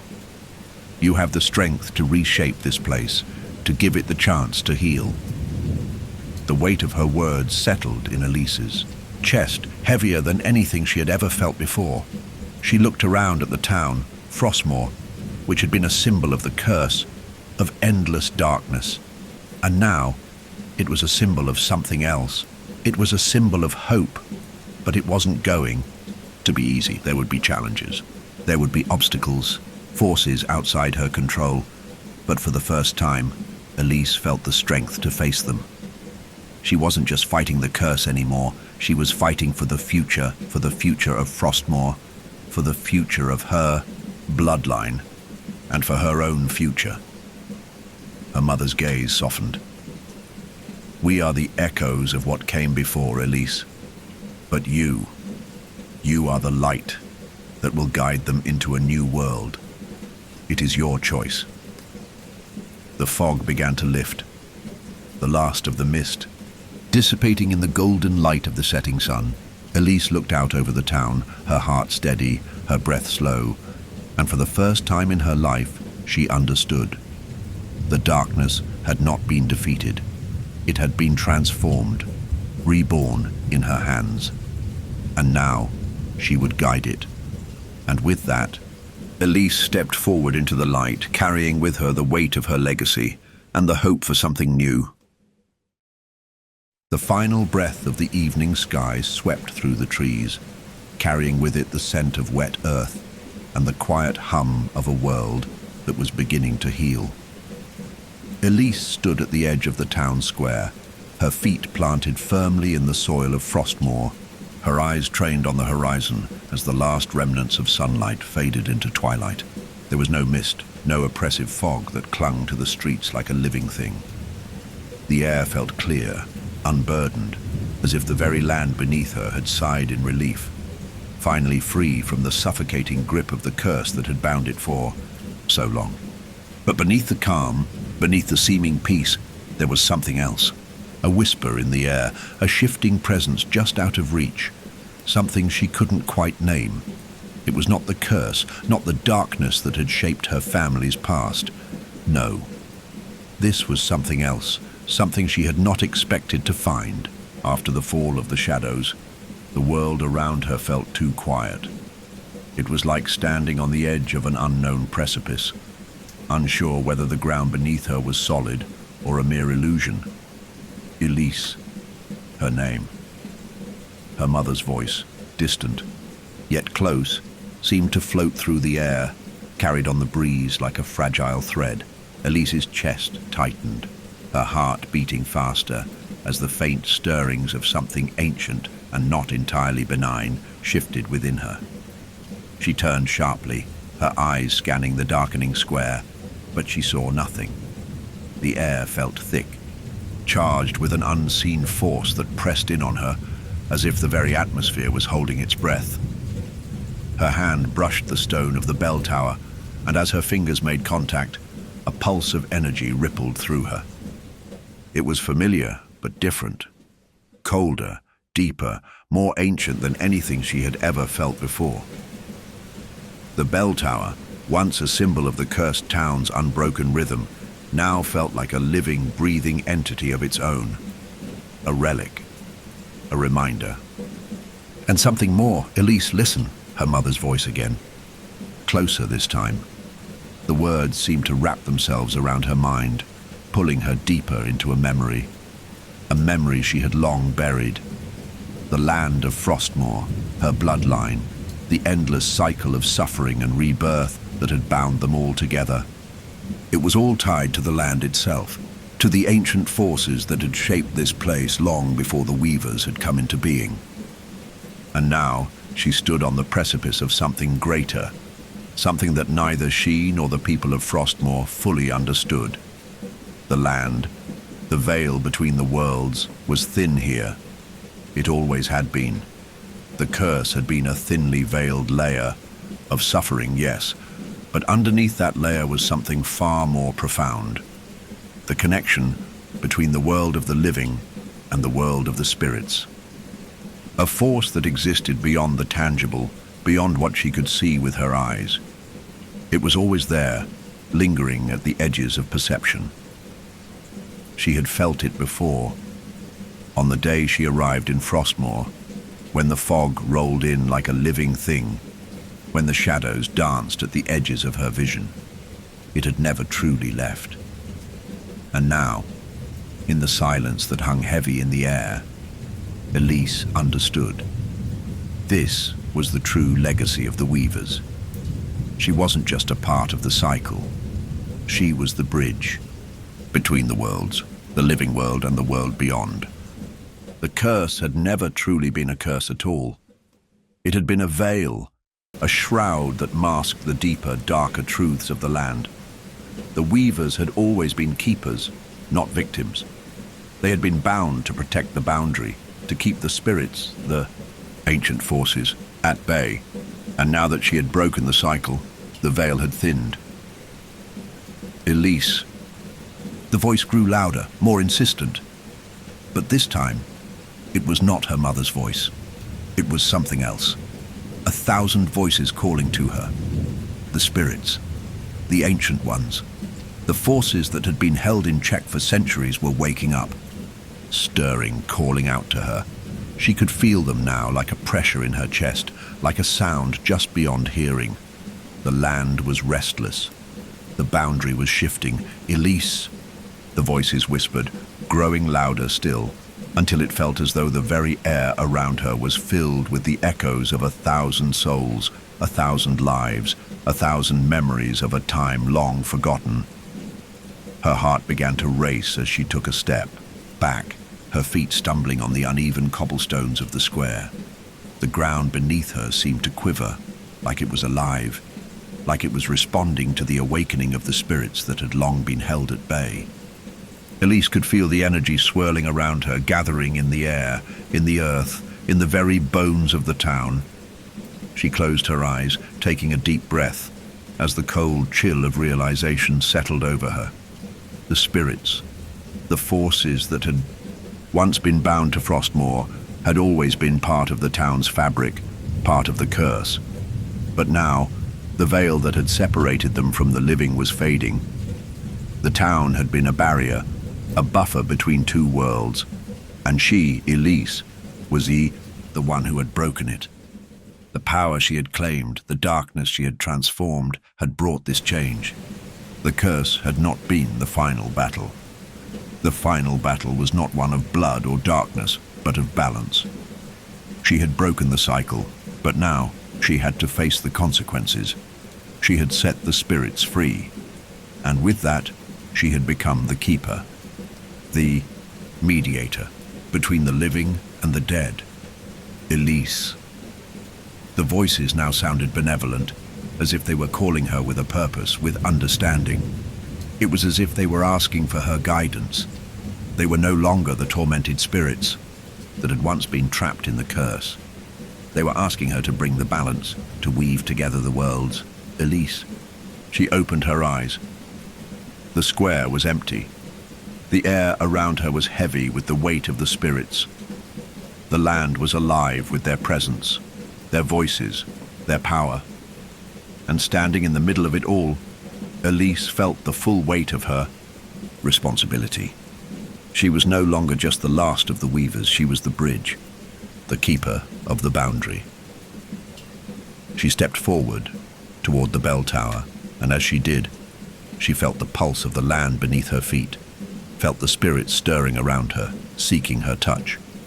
She reached out, placing her hand against the cold stone of the tower, and in that moment, the air shifted again.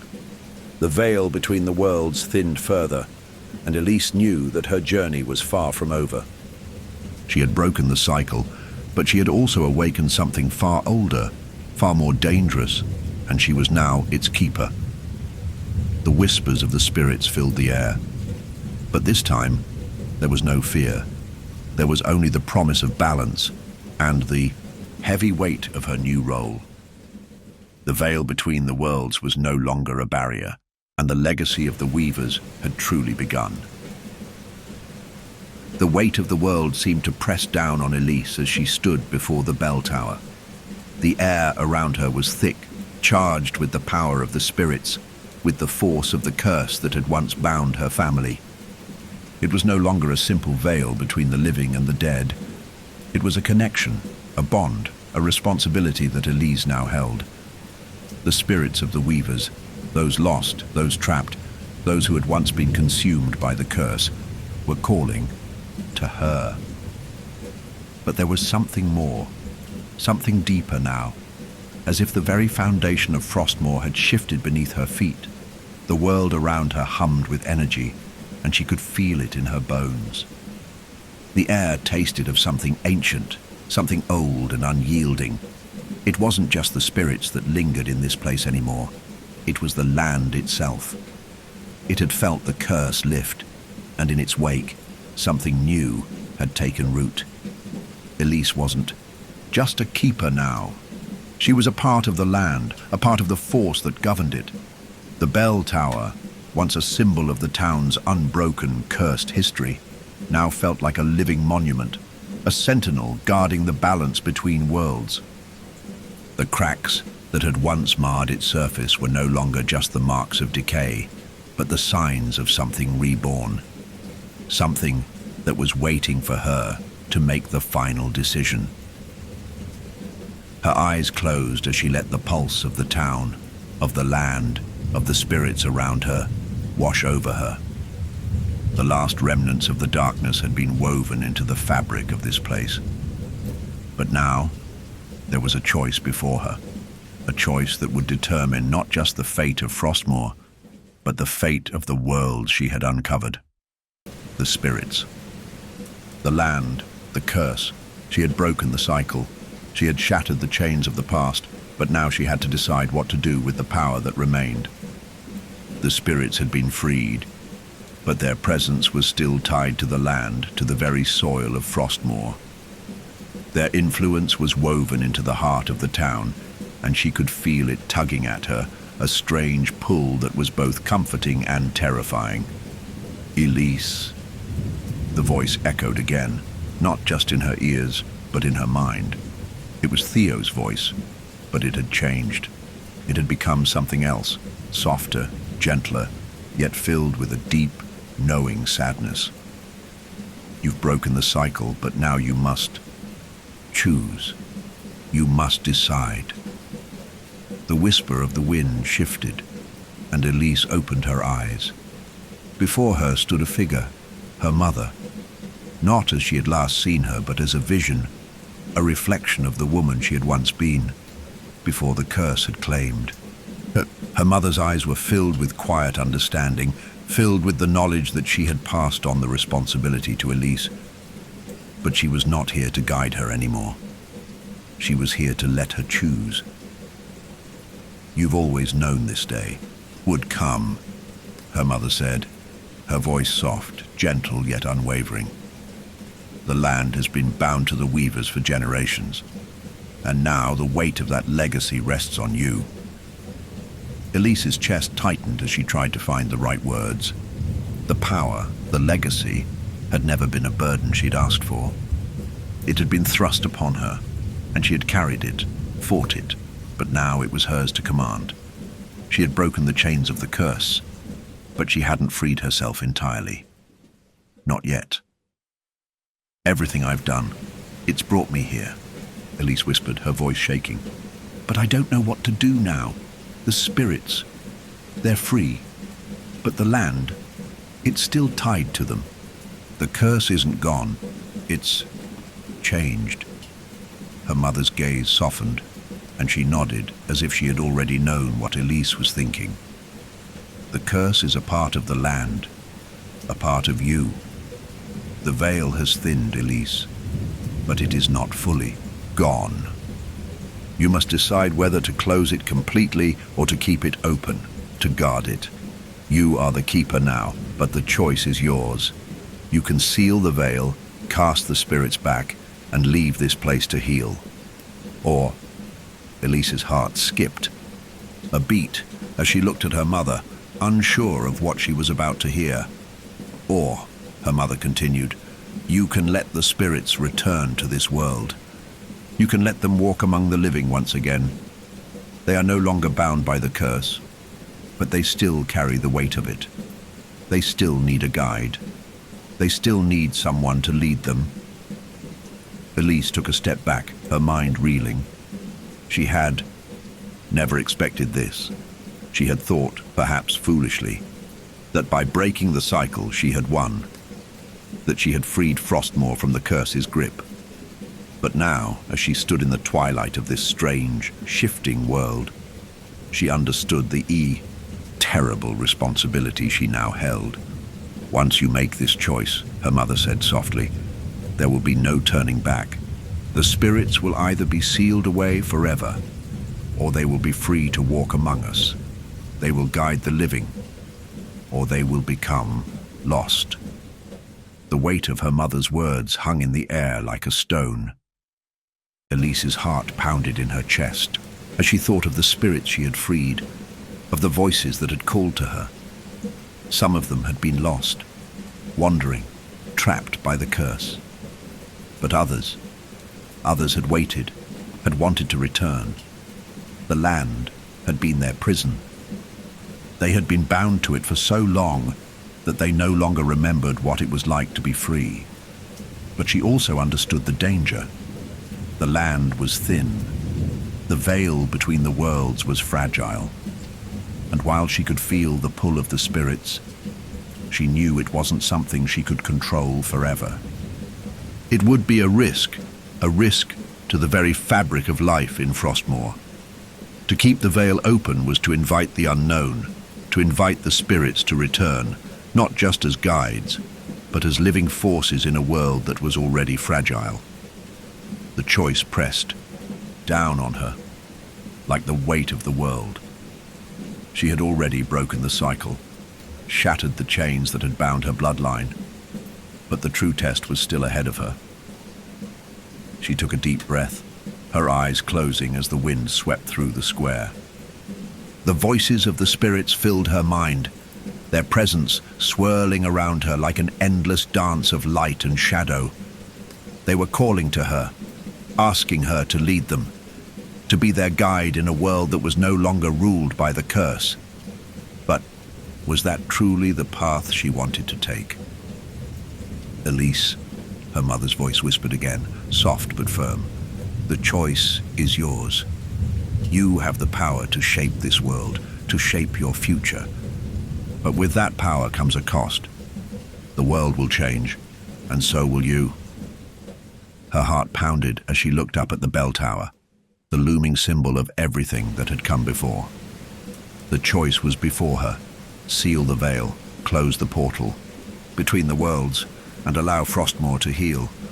Or leave it open, let the spirits walk freely, and risk allowing the balance to tip once again. As the wind swept through the square, Elise made her choice. And with that, she stepped forward, toward the bell tower, toward the future. The final step, the last choice. Elise stood in the fading twilight, the town of Frostmoor stretching before her. No longer the cursed place she had come to know, but something else. Something new. The sun had dipped below the horizon, leaving a soft glow that bathed the town in a cool, ethereal light. The world seemed to hold its breath, the spirits lingering in the air like a promise. The veil between the worlds had never been thinner, and the weight of the decision she had made now settled on her shoulders like an ancient mantle, a responsibility she would carry forever. The bell tower, now silent and still, stood before her like a monument to the past, its once broken clock now whole, its hands once again ticking, marking the passage of time in the way it had been meant to. The town square, the heart of Frostmoor, had transformed from a place of sorrow into one of quiet hope. The wind stirred the leaves, and the distant hum of life could be heard once more, as if the town was slowly waking from a long, tortured slumber. Elise. The voice came once more, familiar and yet no longer filled with the haunting malice it had carried for so long. It was soft now, almost reverent, her mother's voice echoing through the air, but now there was something different, a peace, a calm. Elise closed her eyes, her breath steadying. The spirits of Frostmoor, the ones she had freed, were still with her. Their presence had not disappeared. They lingered at the edges of her consciousness, a constant reminder that her work was far from over. But now she knew that she was not just the keeper of their world, of the veil between the living and the dead. She was their guide, she was the bridge, the keeper of balance. The weight of that responsibility no longer felt like a burden. It felt like purpose. Her mother's figure appeared before her, not as a ghost but as a memory, a reflection of everything Elise had worked to overcome. The shadows of the past were no longer something to fear. They had been transformed, reshaped by Elise's own will. Her mother smiled softly at her, her eyes filled with a quiet pride. "You have done it, Elise," her mother said, her voice full of love. "You have brought the balance." The spirits, now no longer restless or lost, gathered around her like an ancient council, some familiar faces from her past, her ancestors, those who had been caught in the cycle of the curse. They were not her enemies. They were the ones who had shaped her, who had carried the weight of this land for generations. And now, Elise had become part of that legacy. But it was not a curse anymore. It was a gift. A responsibility, yes, but one she could control. Elise took a deep breath, the cool evening air filling her lungs as she looked at the horizon. The darkness was still there, just beyond the edge of the world, but it no longer ruled over her. It no longer ruled over Frostmoor. She had chosen to leave the veil between the worlds open to allow the spirits to walk freely among the living, but it was not an invitation for chaos. It was an invitation for balance. Frostmoor would never be the same. Neither would she. Her fingers traced the stone of the bell tower once more, the coolness grounding her as she turned toward the center of the town. The weight of the town's history, of the curse that had defined it for so long, was still present, but now it was something she could hold, not something that held her. She was the keeper, yes, but she was also the one who would guide this place into something new, something born from the ashes of the past. "Are you ready?" her mother's voice asked, gentle yet strong, carrying a weight of wisdom that Elise could feel deep in her bones. Elise nodded. She was ready. She had made her choice, and the spirits around her had accepted it. She was not the one to close the veil, to lock away the spirits. She was the one who would help them find their place in the world again. Frostmoor had always been a place of tragedy, of sorrow, of endless cycles of darkness, but it was also a place of growth, of rebirth. Elise was no longer just a victim of the curse. She was the one who would shape the future, who would teach the living and the dead to coexist. As she looked around the town, the weight of her decision settled into her chest, and she felt a deep sense of peace. The spirits were free, but they were not lost. They were now part of the land, part of the town, and they would guide the living just as much as they had once been bound to the shadows. The curse was broken, but its legacy remained, and that legacy would be hers to shape. Elise. Her mother's voice once again, soft, like a memory that would never fade. "You've made the right choice." And Elise knew deep in her heart that she had. The veil between worlds would remain open, the balance would be kept, and Frostmoor would be a place of peace. Not because the curse had been erased, but because it had been understood. It had been transformed, just as she had. With one final glance at the bell tower, Elise turned away, her footsteps steady as she walked through the square. The town was waiting for her. The world was waiting for her. And she was ready. The sun was setting, but a new light was rising in her heart, and with it, a new world.